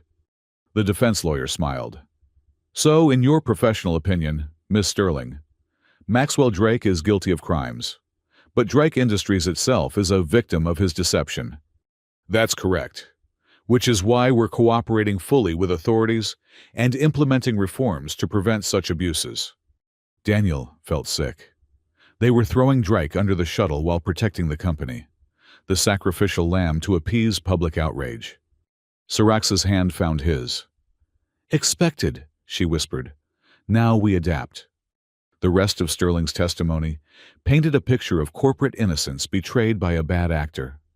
She was good, very good. By the time she finished, several gallery members looked convinced. "Your witness," the defense said smugly. The prosecutor approached Sterling carefully. "These reforms you mention, They include appointing Mr. Mercer and Warrior Saraxa to oversight positions. Among others, yes. We believe those most wronged should help prevent future wrongs. Convenient. Tell me, Miss Sterling, how long have you been on the board? 15 years. And in that time, how many safety violations were reported at Drake facilities? Sterling's composure flickered. I'd have to check records. I have them here. 8,341 reported violations. How many were acted upon? I don't have those figures. 17. 17 out of 8,000. Does that suggest a pattern of corporate negligence? Those decisions were made at lower levels. By people like Maxwell Drake? Yes. Who reported to the board? Through intermediaries. But ultimately to you. Sterling's jaw tightened. The board can't micromanage every decision. But you can set policy. And the policy was profit over safety, wasn't it? Objection argumentative. Withdrawn. The prosecutor smiled coldly. No further questions. The first day ended there. Daniel and Saraxa exited through a gauntlet of media, ignoring shouted questions. Their security escort, Thanarian warriors on loan from Saraxa's government, cleared a path. They're going to let him take the fall alone, Daniel said once they were secure in their quarters. Yes, but the media coverage helps. Public opinion matters, even to corporations. Saraxa moved to the window, watching the stars. And we have not played all our cards. What do you mean? The data core contained more than evidence of Frontier X5. Your Dr. Hollis was thorough.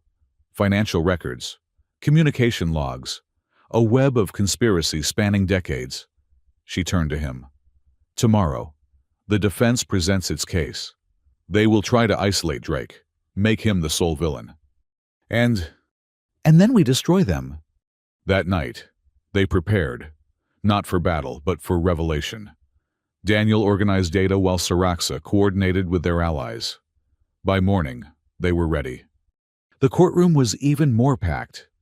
Word had spread that something significant was coming. Judge Walsh looked tired, probably from reviewing evidence all night. The defense calls Maxwell Drake. A murmur through the gallery. Defendants rarely testified. Too much risk. But Drake took the stand confidently. Mr. Drake, his lawyer began, did you act alone in the destruction of Frontier X5? I acted to protect company interests. That's not what I asked. Did you act with board authorization? Drake smiled. No. The board lacked the courage for necessary actions. They preferred slow deaths through bureaucracy to clean solutions. So you admit to unauthorized actions? I admit to doing what needed to be done. If that meant acting without approval, so be it. He was good, taking responsibility while painting himself as a misguided patriot rather than a mass murderer. For an hour, he spun tales of corporate inefficiency, of trying to save the company from itself. Your witness, the defense concluded. The prosecutor stood. Mr. Drake, you mentioned necessary actions. Let's discuss those. Exhibit 74, Your Honor. The display showed financial records, not just from Frontier X5, but from dozens of operations over 20 years. These are insurance payouts from accidents at Drake facilities.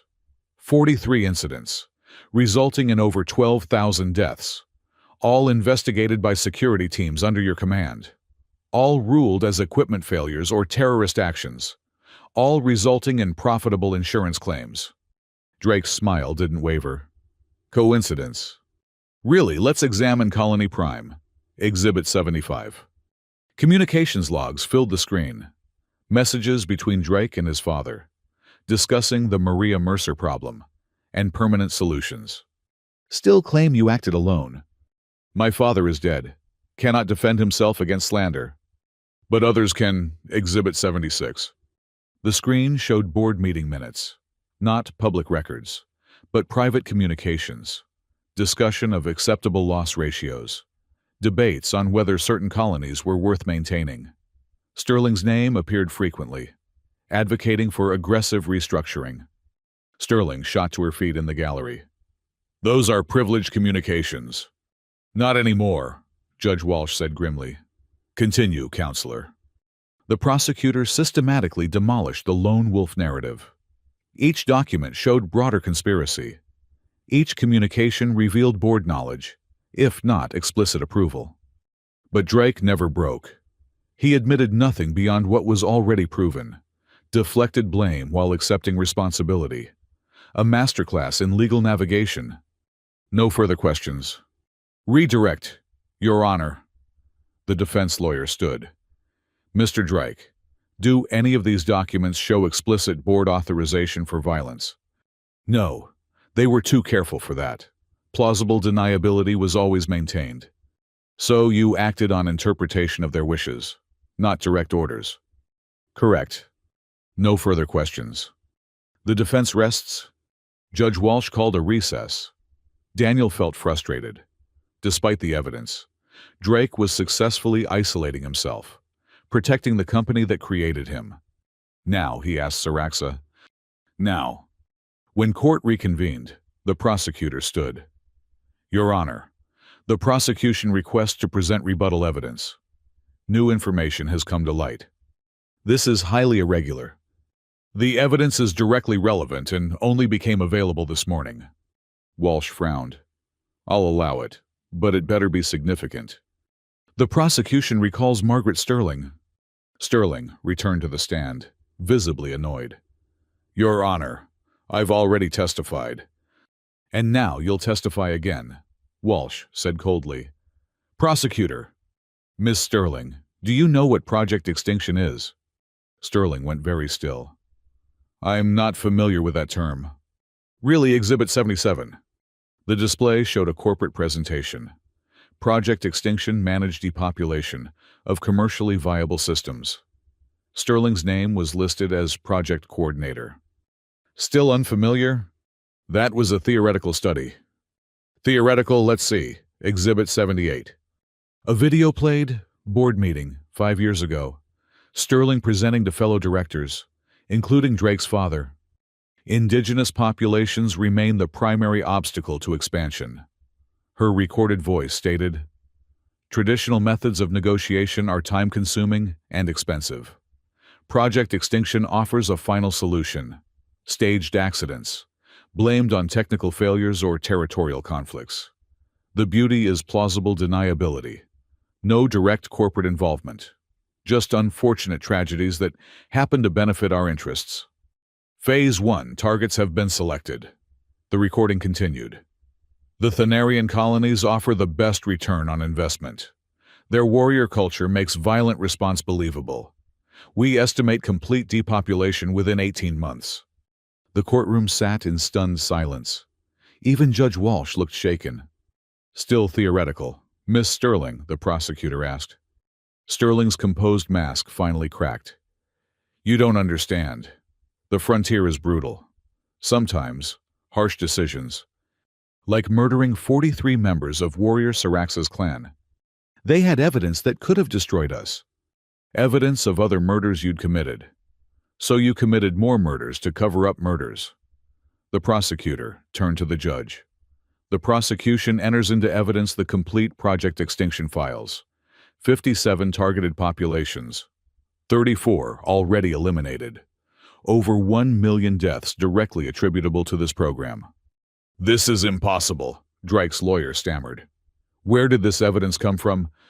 Saraxa stood in the gallery. From my mother's data cache. The records Drake Industries killed her to suppress. But she was cleverer than they knew. Multiple copies, hidden across our worlds. It took 3 weeks to retrieve them all. Your Honor, the prosecutor continued. This evidence shows Maxwell Drake wasn't a rogue element. He was implementing board-approved genocide. Every person in Project Extinction's leadership should be charged as co-conspirators. Judge Walsh looked like she'd aged 10 years. Bailiff, seal the courtroom. No one leaves. She turned to Sterling. You're under arrest. Guards, take her into custody. You can't do this. I have immunity agreements. Had. Past tense. Walsh activated her comm. This is Judge Walsh. I need Colonial Authority enforcement teams at Courtroom 1 immediately. We have a situation. What followed was barely controlled chaos. Sterling wasn't the only board member present. As guards moved to arrest them, some tried to flee, others activated personal shields. A few pulled weapons. Saraxa moved like lightning, her four arms disabling threats with non-lethal precision. Daniel found himself shielding a reporter from a stray energy bolt. Thanarian warriors poured in, coordinating with colonial forces. In the melee, Drake made his move. His shackles were electronic, vulnerable to the EMP device he'd somehow concealed. He rolled from the witness stand, grabbed a fallen guard's weapon. "You think this changes anything?" he screamed. "We own this system, this government, your insects fighting giants." He fired wildly. Daniel dove for cover, saw Saraxa moving to intercept. But Drake wasn't aiming at them. He was aiming at the evidence displays. "No." Daniel launched himself at Drake. They collided, wrestling for the weapon. Drake was stronger than he looked. Desperate. The weapon swung between them. A shot. Daniel felt heat, pain, wetness spreading across his side. But he held on, using his weight to pin Drake down. Daniel. Saraxa was there, subduing Drake with clinical efficiency. Her 6 eyes showed fear as she checked Daniel's wound. "Medic now." "Evidence," Daniel gasped. "Save the evidence." "Already backed up, you fool. Stop trying to die heroically." Dr. Kranz appeared, medical kit in hand. "Because of course you got shot. Can't have a simple trial." She worked quickly, sealing the wound. "You'll live. Unfortunately, I'll have to hear about this heroics for weeks." The courtroom slowly came under control. 14 board members arrested. Drake secured with mechanical restraints. Order restored at gunpoint. Judge Walsh, looking haggard but determined, resumed her position. "Given the circumstances, I'm issuing an immediate ruling. Maxwell Drake, guilty on all counts. Sentence to be determined after full investigation of co-conspirators." She looked at the arrested board members. "As for Drake Industries, I'm recommending immediate dissolution. Assets to be distributed to victims' families." "Your Honor," a new voice interrupted. A young woman in an expensive suit. "I'm Rebecca Tran, representing Drake Industries shareholders. We request a delay." "Denied. Your clients profited from genocide. They can suffer the consequences." Walsh stood. "This court is adjourned, and may God have mercy on us all for letting this happen." Later, in the medical center, Daniel lay in bed while Saraxa paced. 4 arms meant she could gesture frustration in multiple directions simultaneously. "You threw yourself at an armed man," she said. "Without armor, without weapons, without sense. He was going to destroy the evidence." "The evidence was backed up in 17 locations." "I didn't know that at the time." She stopped pacing, fixed him with all 6 eyes. "You could have died, for data. After everything we've survived. You almost died for data." "You'd have done the same. I'm a trained warrior." "And I'm a trained engineer. I protected the equipment." He tried to smile. "It's what I do." She made a sound between frustration and fondness. "Impossible human." One of her hands touched his face gently. "My impossible human." Dr. Kranz entered, checking readouts. "You're healing well. Should be mobile in a day or 2. She paused. "The media is calling you both heroes. The couple who brought down a corporate empire." "We had help," Daniel said. "Yes, but you lit the fuse. That matters." She adjusted his IV. "Sterling broke. Full confession in exchange for reduced sentence. She's naming names, providing documentation. The investigation will take years, but Drake Industries is finished." "And the other corporations?" Saraxa asked. "The ones who watched and did nothing. Scrambling to distance themselves. Implementing reforms, genuine ones this time, from fear, if not conscience."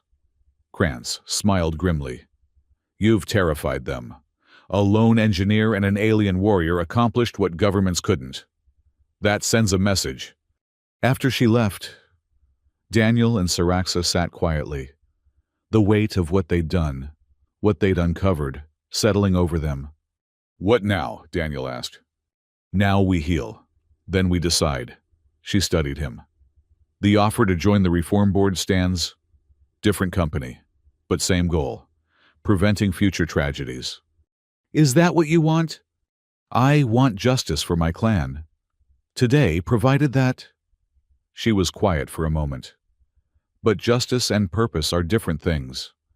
Perhaps preventing future extinctions honors the extinct better than just punishing their killers. So we accept. We consider... together. She smiled, showing fewer teeth than usual. As partners should. Daniel reached for her hand. I can work with that. They sat together, watching stars through the medical center window. Somewhere among those points of light, corporate executives were panicking, governments were mobilizing, and change was coming.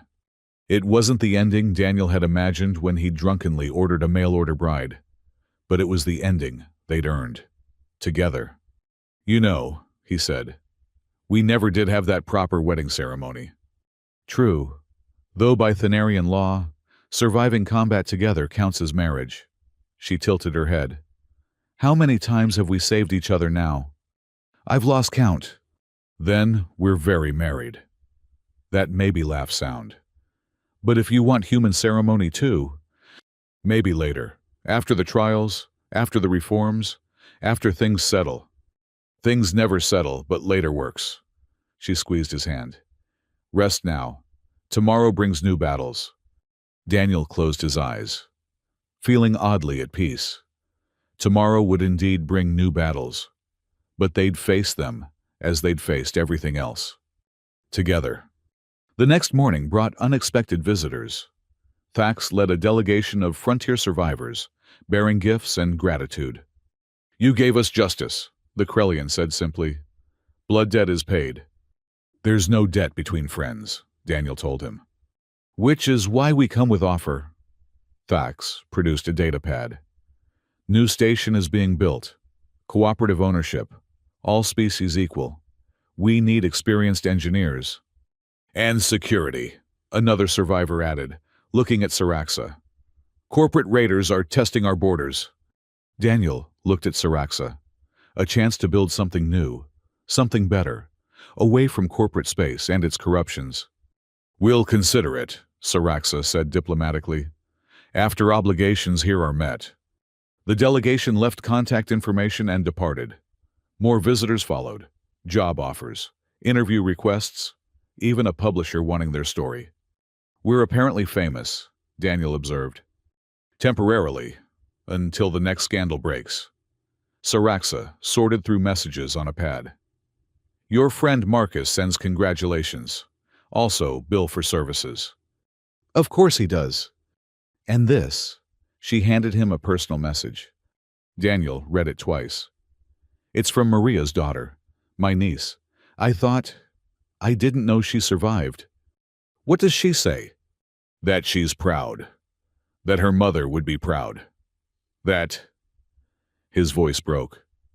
That she wants to meet us. When we're ready. Saraxa pulled him close with 2 arms, while the other 2 continued sorting messages. Family is important. We will make time. She's on Earth. That's a long journey. Then we make long journey.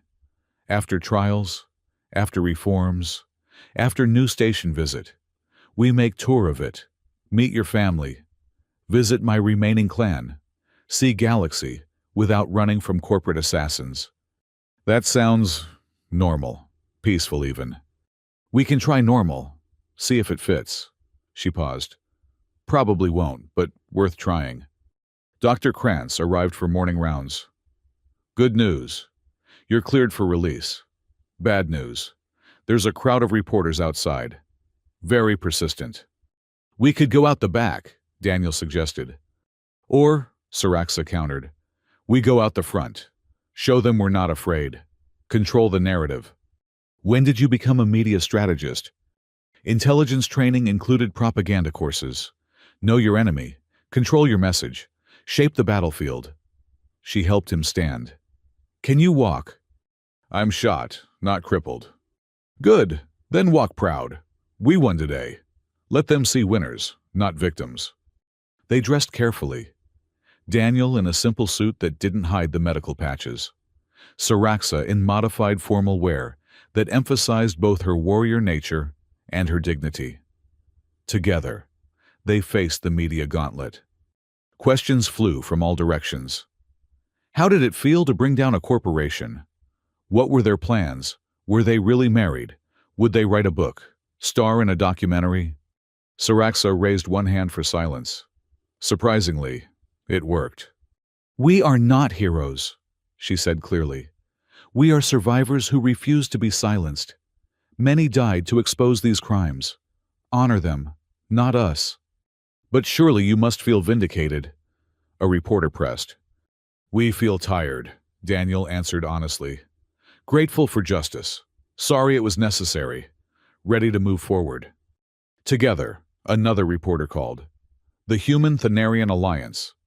Daniel and Saraxa exchanged glances. Together, they confirmed in unison. More questions, but their security escort cleared a path.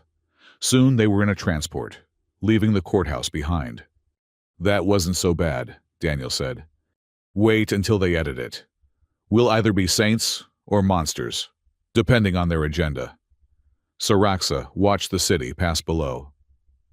But it doesn't matter. We know our truth. They returned to their quarters to find it full of flowers, gifts from grateful survivors, supportive messages from across the galaxy, evidence that their actions had resonated beyond corporate boardrooms. What's that? Daniel noticed a plain box. No return address. Saraxa scanned it carefully. No explosives, no toxins, just paper. Inside was a single photograph. A Thanarian woman and a human girl standing together, smiling. On the back, written in careful script, your mother and sister. They were friends. They would be proud. A friend who remembers. Daniel stared at the image. Maria, younger, laughing at something the Thanarian woman had said. Two crusaders who'd paid the ultimate price for their principles. They knew each other, he whispered. Perhaps that's why fate brought us together, Saraxa said softly. To finish what they started. Or to start something new. Both. Always both with you. She set the photograph carefully on a shelf. I would have liked to meet her. She would have liked you. Probably would have tried to adopt you. Daniel smiled through tears. She always said I needed someone to keep me from playing things too safe. Then she was wise. Saraxa pulled him close. Come. We have messages to answer, plans to make, future to build. In a minute. Daniel held the embrace, drawing strength from her presence. Just in a minute. They stood together in their small quarters, surrounded by evidence of change they'd wrought. Outside, the galaxy shifted, corporations trembled, and justice ground slowly forward. But inside, for just a moment, there was only them. A human engineer and a Thanarian warrior, bound by loss, joined by purpose, building something that transcended species or culture. It wasn't what either had ordered, but it was exactly what they'd needed. 6 months after the trial. Daniel stood in the observation deck of New Horizon Station, watching construction crews assemble the latest habitation ring. The cooperative station was growing faster than anyone had anticipated, funded by the dissolution of Drake Industries and donations from across the galaxy. What had started as a dream of frontier survivors was becoming a beacon of interspecies cooperation. You're brooding again, Saraxa observed, entering with a tray of coffee and something that might have been tea but smelled like engine coolant. Thinking, Daniel corrected, accepting the coffee gratefully. There's a difference. In humans, barely.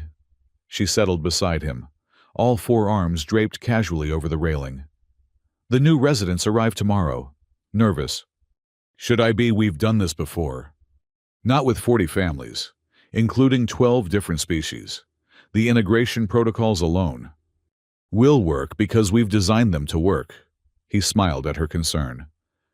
When did you become the worrier in this relationship? When you decided playing with fusion reactors was a reasonable hobby. She sipped her possibly tea. The Andorian delegation has concerns about the gravity generators. Everyone has concerns about something. That's what the council meetings are for. They stood in comfortable silence, watching the construction. 6 months of building, of turning the compensation money into something meaningful. The station wasn't just a home for displaced frontier workers. It was a statement. A place where corporate power meant nothing, where all species had equal voice. Message came while you were in engineering, Saraxa said eventually. From the investigator on Earth. Daniel's hand tightened on his coffee cup. And she wants to meet the investigator, Rebecca Tran. The same Rebecca Tran who represented Drake Industries at the trial. The same. Apparently, she switched sides after seeing the evidence. Has been helping track down hidden assets. Saraxa studied him with 2 of her eyes, while the others maintained watch on the construction. She says it's important. About the mail-order bride contract. What about it? That was just Drake's cover story. That's what she wants to discuss. In person. She's traveling here on the next transport. Daniel frowned. After 6 months of relative peace, the last thing he wanted was more corporate intrigue. But something in Saraxa's tone suggested this was more than routine. You already told her yes, didn't you? I told her we'd listen. Difference. She turned to face him fully. Daniel, we never investigated how I was selected for that contract. We assumed Drake manipulated the system. But what if there's more? Does it matter we're here now? We won? Truth always matters. You taught me that. He wanted to argue, but she was right. They'd been so focused on the immediate conspiracy, on bringing down Drake Industries, that they'd never questioned the deeper mechanics of how their paths had crossed. Fine, we'll meet with her, but if this is some corporate trick, then we handle it as we always do. She showed teeth. Together. The next day brought controlled chaos as the new residents arrived. Families from destroyed frontier stations, refugees from corporate exploitation, idealists seeking to build something better. Daniel found himself troubleshooting everything from incompatible atmospheric preferences to dietary restrictions that seemed designed to create maximum difficulty. The vegan synthesizers can't produce Krellian protein paste, a harried logistics officer reported. And the Krellian units produce something the vegans classify as toxic waste. Run them on alternating schedules, Daniel suggested. Or better yet, see if Dr. Hollis can create a hybrid system. She's busy setting up the medical bay. Then I'll talk to her later. For now, separate units, clear labeling, and hope no one accidentally poisons themselves. He was updating compatibility protocols when Saraxa found him. She's here. Rebecca Tran looked different from the trial. The expensive suit was gone, replaced by practical travel clothes. The corporate arrogance had faded, leaving someone who seemed younger and more uncertain. Mr. Mercer, Warrior Saraxa, thank you for seeing me. They met in a secure conference room, one of the few places on the station guaranteed to be surveillance-free. Daniel had insisted on that feature, remembering too well how corporate monitoring had been used against workers. You said this was about the marriage contract, Daniel began without preamble. Yes, but it's more complicated than that. Tran activated a secure datapad. After the trial, I gained access to Sterling's private files. She was paranoid, kept records of everything, including this. The display showed a complex diagram, names, dates, connections spanning years. Project Cupid, Tran explained. A subdivision of Project Extinction. The theory was simple. Identify potential threats to corporate interests. Neutralize them through arranged marriages. That's insane, Daniel said. Is it? Think about it. A lonely frontier worker develops suspicious about safety violations. Before he can investigate, he's matched with someone who distracts him, redirects his focus. Maybe she's corporate security. Maybe she's just someone desperate enough to play along. Either way, the threat is neutralized without violence. Saraxa leaned forward. But I'm not a corporate agent. No, you're something else. Tran pulled up another file. The project had a secondary protocol. For threats too significant to simply distract, they'd arrange matches designed to destroy both parties. A human engineer whose sister was investigating corporate crimes. A Thanarian warrior whose clan possessed damaging evidence. Bring them together, create a crisis, eliminate both in the chaos. Daniel felt cold. You're saying our entire meeting was orchestrated? Look at the timeline. Tran highlighted dates. Saraxa's profile was added to the marriage database 2 days after you made your drunk inquiry. Her transportation was arranged by a subsidiary of Drake Industries. The ship that brought her was scheduled to arrive the same day as the planned station destruction. But I survived the destruction. We both did. Because you weren't supposed to work together. The psychological profiles suggested you'd blame each other. The paranoid engineer would see the alien as a threat. The vengeful warrior would see the human as a corporate collaborator. Instead, we trusted each other. Saraxa finished. Their manipulation created the partnership that destroyed them. Poetic justice, Tran agreed. But there's more. The person who designed Project Cupid, who selected you both as targets. She's still out there. She displayed a final image. A woman Daniel didn't recognize, middle-aged with sharp features and cold eyes. Director Catherine Walsh. That's impossible, Daniel protested. Judge Walsh presided over Drake's trial. She dissolved the company. Different person, same surname. Not a coincidence. Tran's expression was grim. Catherine Walsh went underground after Sterling's arrest. But she's been busy. 3 frontier stations have reported suspicious marriage arrivals in the last month, all followed by accidents. She's continuing the project, Saraxa growled. With improvements. Learning from her failure with you two? Tran deactivated the pad. I came here because you're the only ones who've beaten her system. If anyone can stop her. Why should we trust you? Daniel interrupted. 6 months ago, you were defending these people. 6 months ago, I believed in the system, that corporations could be reformed from within, that the law could deliver justice. She met his gaze steadily. You proved me wrong. The system is built on corpses. The only justice comes from tearing it down. Pretty words, Saraxa said, but words are easy. Then judge me by actions. Tran produced a data core.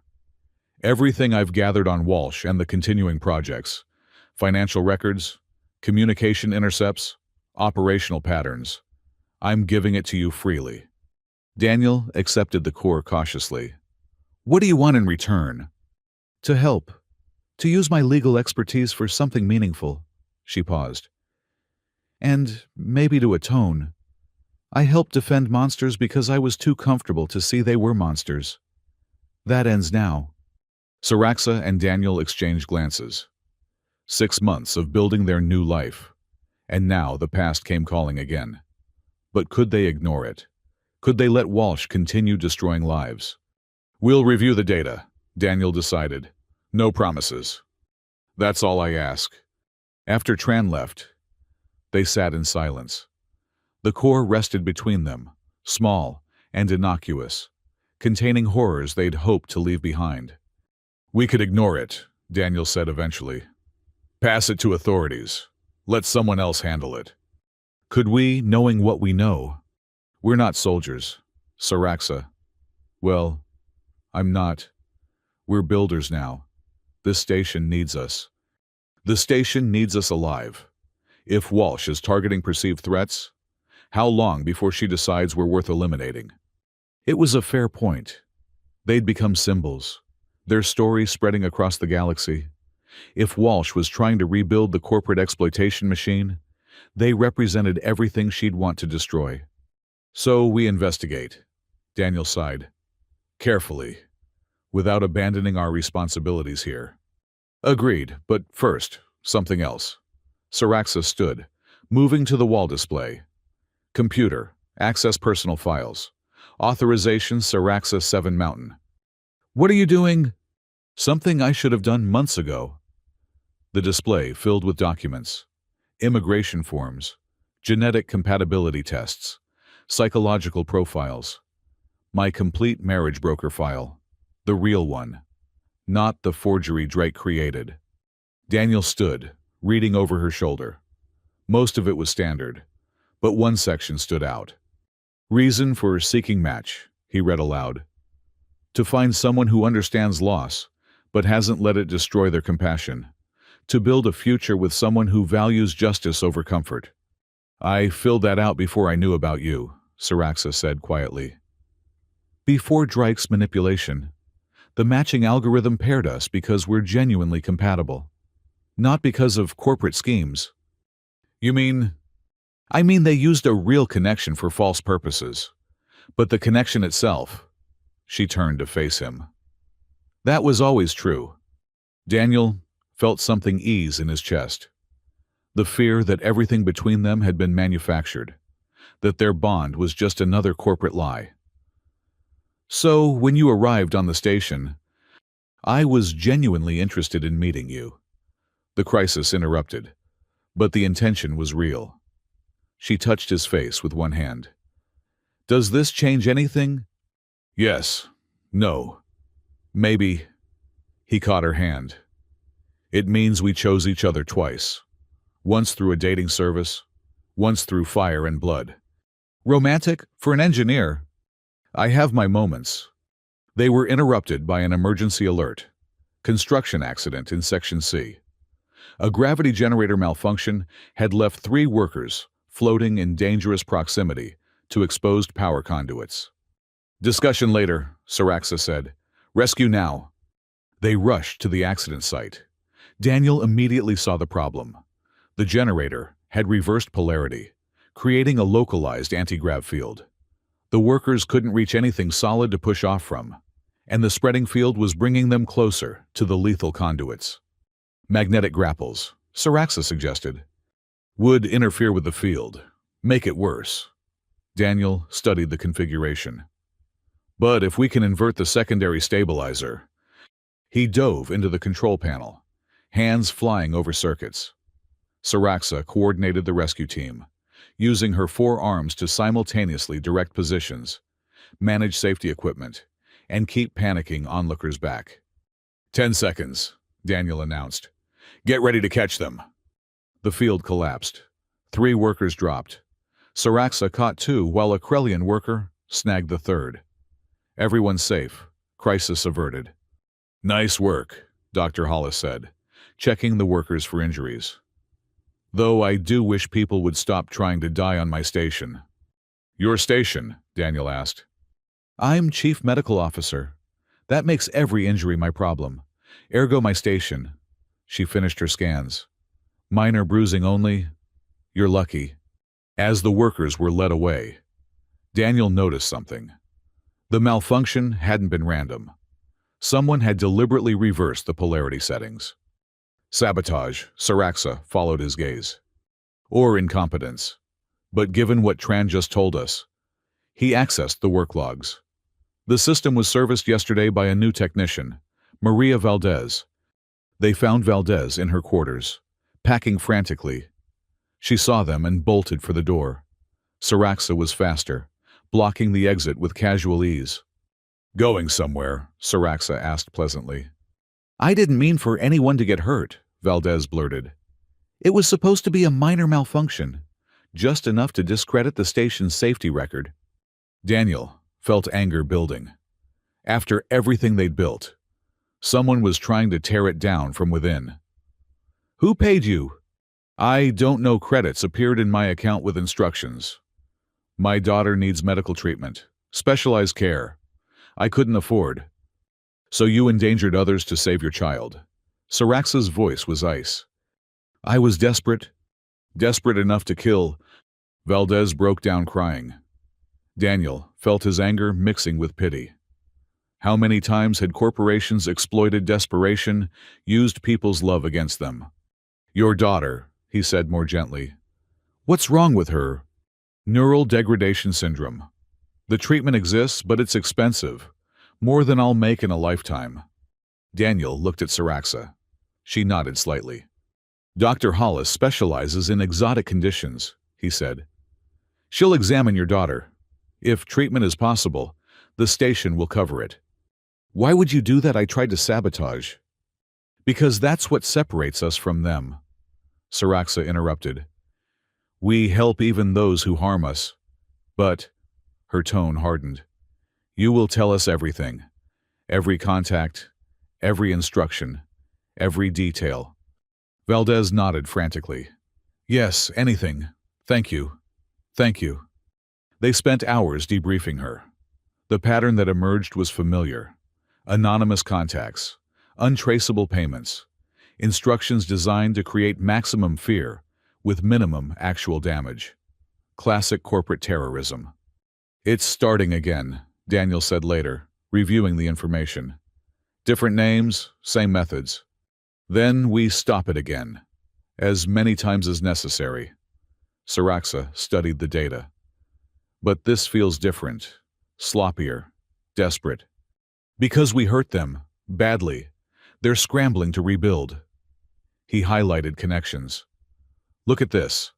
All the incidents target stations with mixed species populations. They're trying to reignite xenophobia.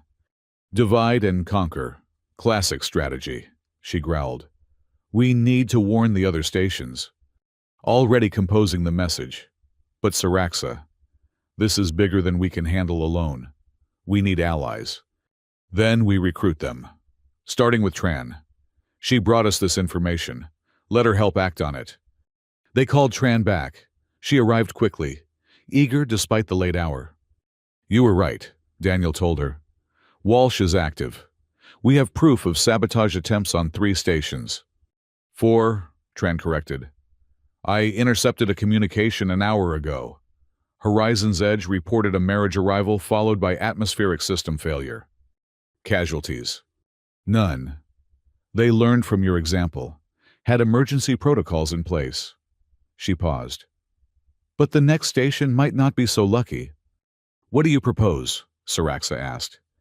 We hunt her, track the money, follow the communications, find where she's hiding. Tran activated her pad. I have contacts in financial investigation, people who've been waiting for a chance to strike back at corporate corruption. And then we finish what you started. Complete dismantling of the corporate exploitation system. Her eyes hardened. Legal methods where possible. Other methods where necessary. Daniel recognized the look. The same determination he'd seen in his own mirror after Maria's death. The transformation of grief into purpose. You're talking about a war, he said. I'm talking about justice. Real justice, not corporate theater. Tran leaned forward. They killed thousands, destroyed entire cultures, and they're trying to do it again. How is stopping them not a war worth fighting? Because wars have casualties, Saraxa said softly. I've seen too many idealists become the monsters they fought. The line between justice and vengeance is thinner than you think. Then help me walk that line. You've done it successfully. Daniel wanted to refuse. They'd built something good here, something clean. But the sabotage attempt proved they couldn't just hide and hope. The corruption would find them eventually. We do this smart, he decided. No heroics, no revenge fantasies. We build a network, gather evidence, present it to authorities who can act. And if they won't act, Tran pressed, then we make them. Saraxa smiled, showing teeth. Corporate executives aren't the only ones who can apply pressure. They spent the night planning. By morning, the framework of a new alliance was forming. Station leaders who'd survived corporate exploitation, investigators tired of seeing crimes go unpunished, journalists hungry for the next big story. all connected by the shared experience of loss and the determination to prevent more. "We need a name," Tran suggested. "Something people can rally behind." "No names," Daniel said firmly. "No symbols. No hierarchy. The moment we become an organization, we become a target. We stay fluid, connected but independent. Like the Underground Railroad of ancient Earth," Saraxa mused. "No leaders, just people helping people." "Exactly." A soft chime interrupted them. Dawn was breaking over the station's viewing panels. Artificial but still beautiful. Daniel realized they'd talked through the night. "I should go," Tran said. "Lots of contacts to make." "Be careful," Saraxa warned. "Walsh has proven willing to kill. Don't underestimate her." "I won't, but I'm done being afraid." She paused at the door. "Thank you for trusting me, for giving me a chance to make things right." After she left, Daniel and Saraxa sat in exhausted silence. "We're really doing this again," Daniel said. "Apparently, though this time we have a station to run simultaneously." She stretched all four arms. "Think we can balance hunting corporate criminals with overseeing construction?" "We've balanced worse," he yawned. "Remember that time we had to plan a revolution while you were recovering from neural disruptor exposure? That was 6 months ago. Feels like a lifetime." He stood, pulling her up. "Come on, we have a council meeting in 3 hours. Should probably sleep." They made their way through the station's corridors. Already, people were stirring.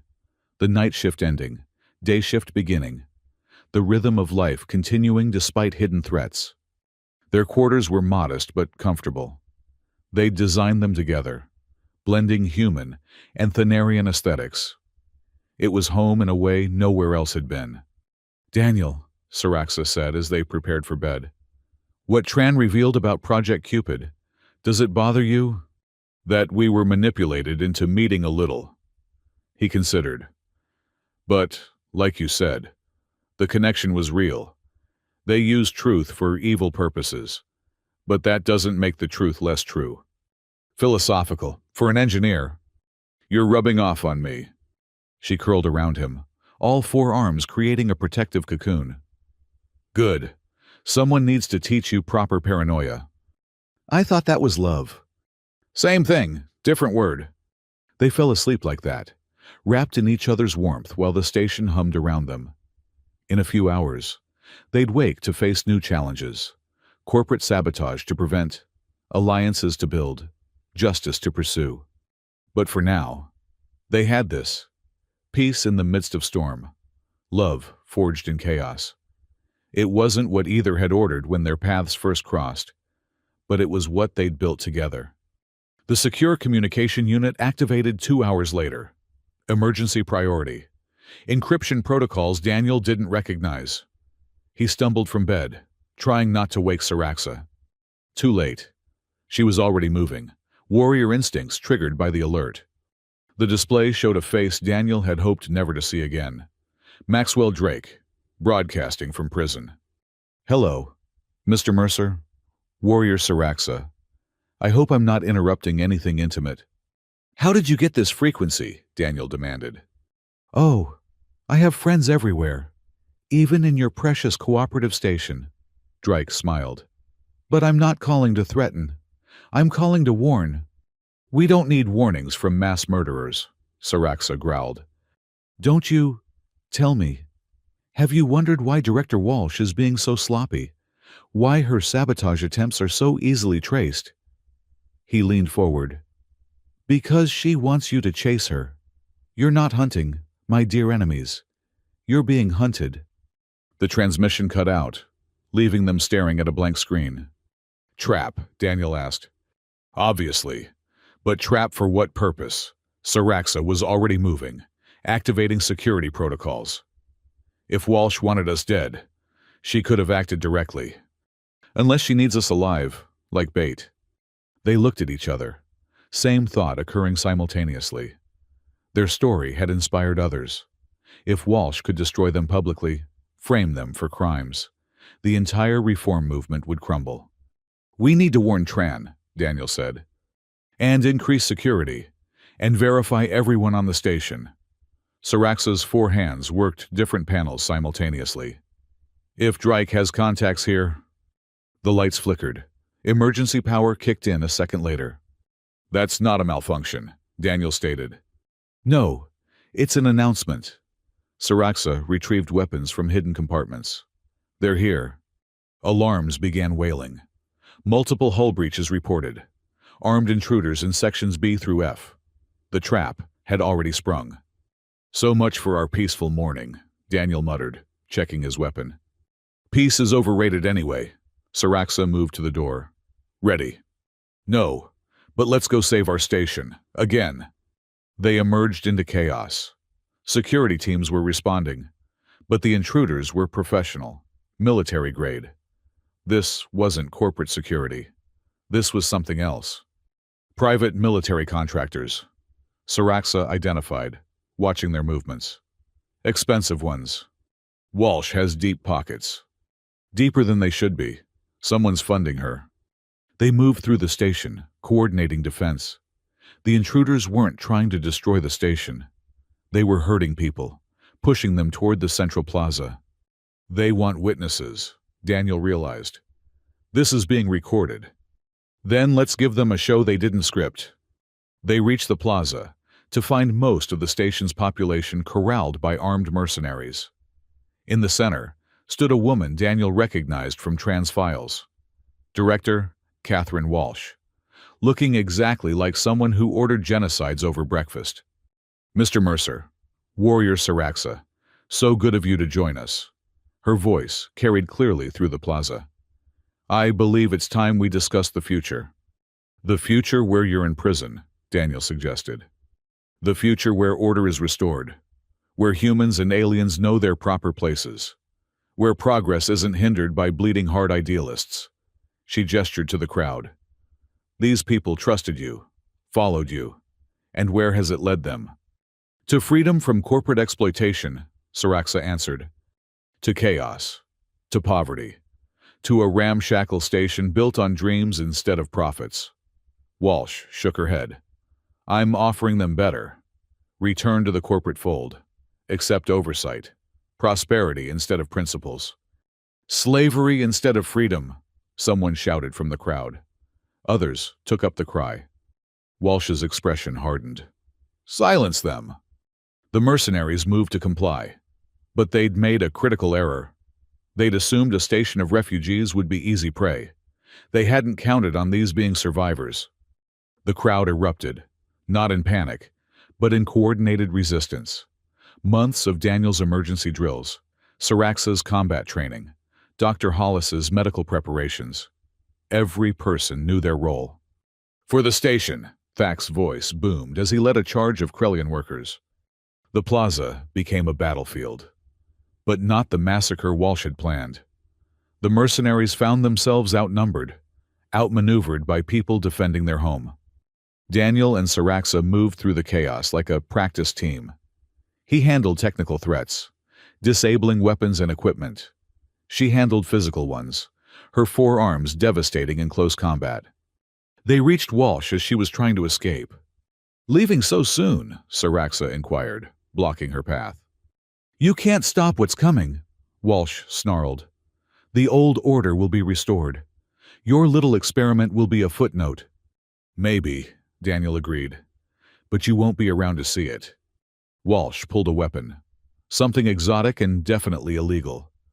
Saraxa was already moving, but Daniel was closer. He tackled Walsh, the weapon discharging into the ceiling. They rolled, fighting for control.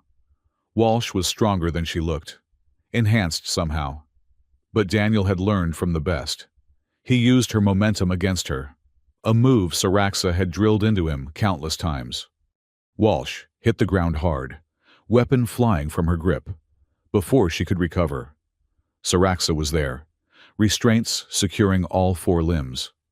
It's over, Daniel panted. Is it? Walsh laughed, blood running from her lip. You think I'm the leader, I'm middle management, just like Drake. The real power hasn't even noticed you yet. Then we'll make them notice, Siraxa promised.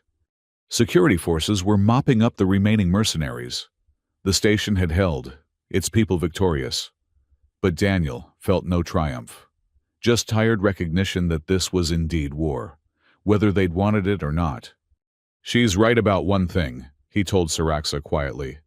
"This is just the beginning." "I know. But look." She gestured to the plaza. Humans and aliens working together, tending wounded, securing prisoners. "We're not alone anymore." It was true. What had started as two people seeking justice had become a movement. Not perfect, not invincible, but real and growing. Mr. Mercer, Tran, appeared, disheveled but unhurt. "I've been analyzing their communications." Walsh was transmitting throughout the attack. "To whom?" "Everyone. Major news outlets, corporate boards, government agencies." She showed them her pad. But the transmission didn't show what she expected. It showed a diverse community successfully defending itself against corporate aggression. "Free advertising for our cause," Siraxa noted with satisfaction. "More than that, I'm getting contact requests from dozens of stations. They want to join our network, learn our methods." Tran smiled. "We've just became the model for anti-corporate resistance." Daniel looked at Siraxa. "So much for our quiet life building a station. Was it ever going to be quiet with us?" She pulled him close with two arms, while the other two gestured at the controlled chaos around them. "Besides, this is better. Building something that matters. Even if it paints a target on our backs?" "Especially then. Easy victories aren't worth winning." She looked down at him with all six eyes. "But we should discuss terms." "Terms for what?" "Our new life as revolutionary leaders. I have requirements." "Despite everything," Daniel laughed, "such as regular meals together. No heroic sacrifices without consultation. And when this war is won, we take a real honeymoon. Somewhere with no corporations, no conspiracies, no assassination attempts. Does such a place exist?" "We'll build one if necessary." She kissed him. Or her version of it. "Deal." "Deal." Around them, the station continued its controlled chaos.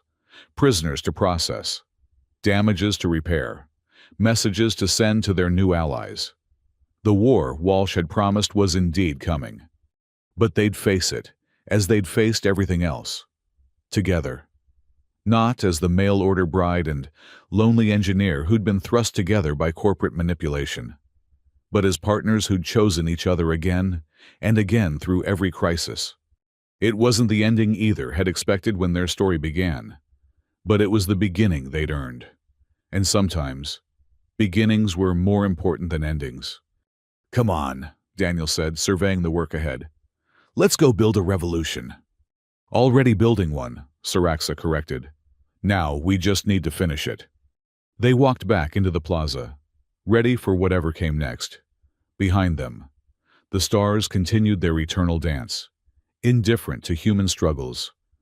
But on this small station, in this moment, ordinary people had proven that together. They were extraordinary. The real plot twist wasn't that their meeting had been orchestrated by enemies. It was that love could bloom in manipulation's shadow, that trust could grow from betrayal's seed, that two people brought together by the worst of intentions could create the best of outcomes. The mail-order bride and the lonely engineer were gone. In their place stood something stronger, stranger, and infinitely more dangerous to those who profited from suffering. They were partners, they were in love, and they were just getting started.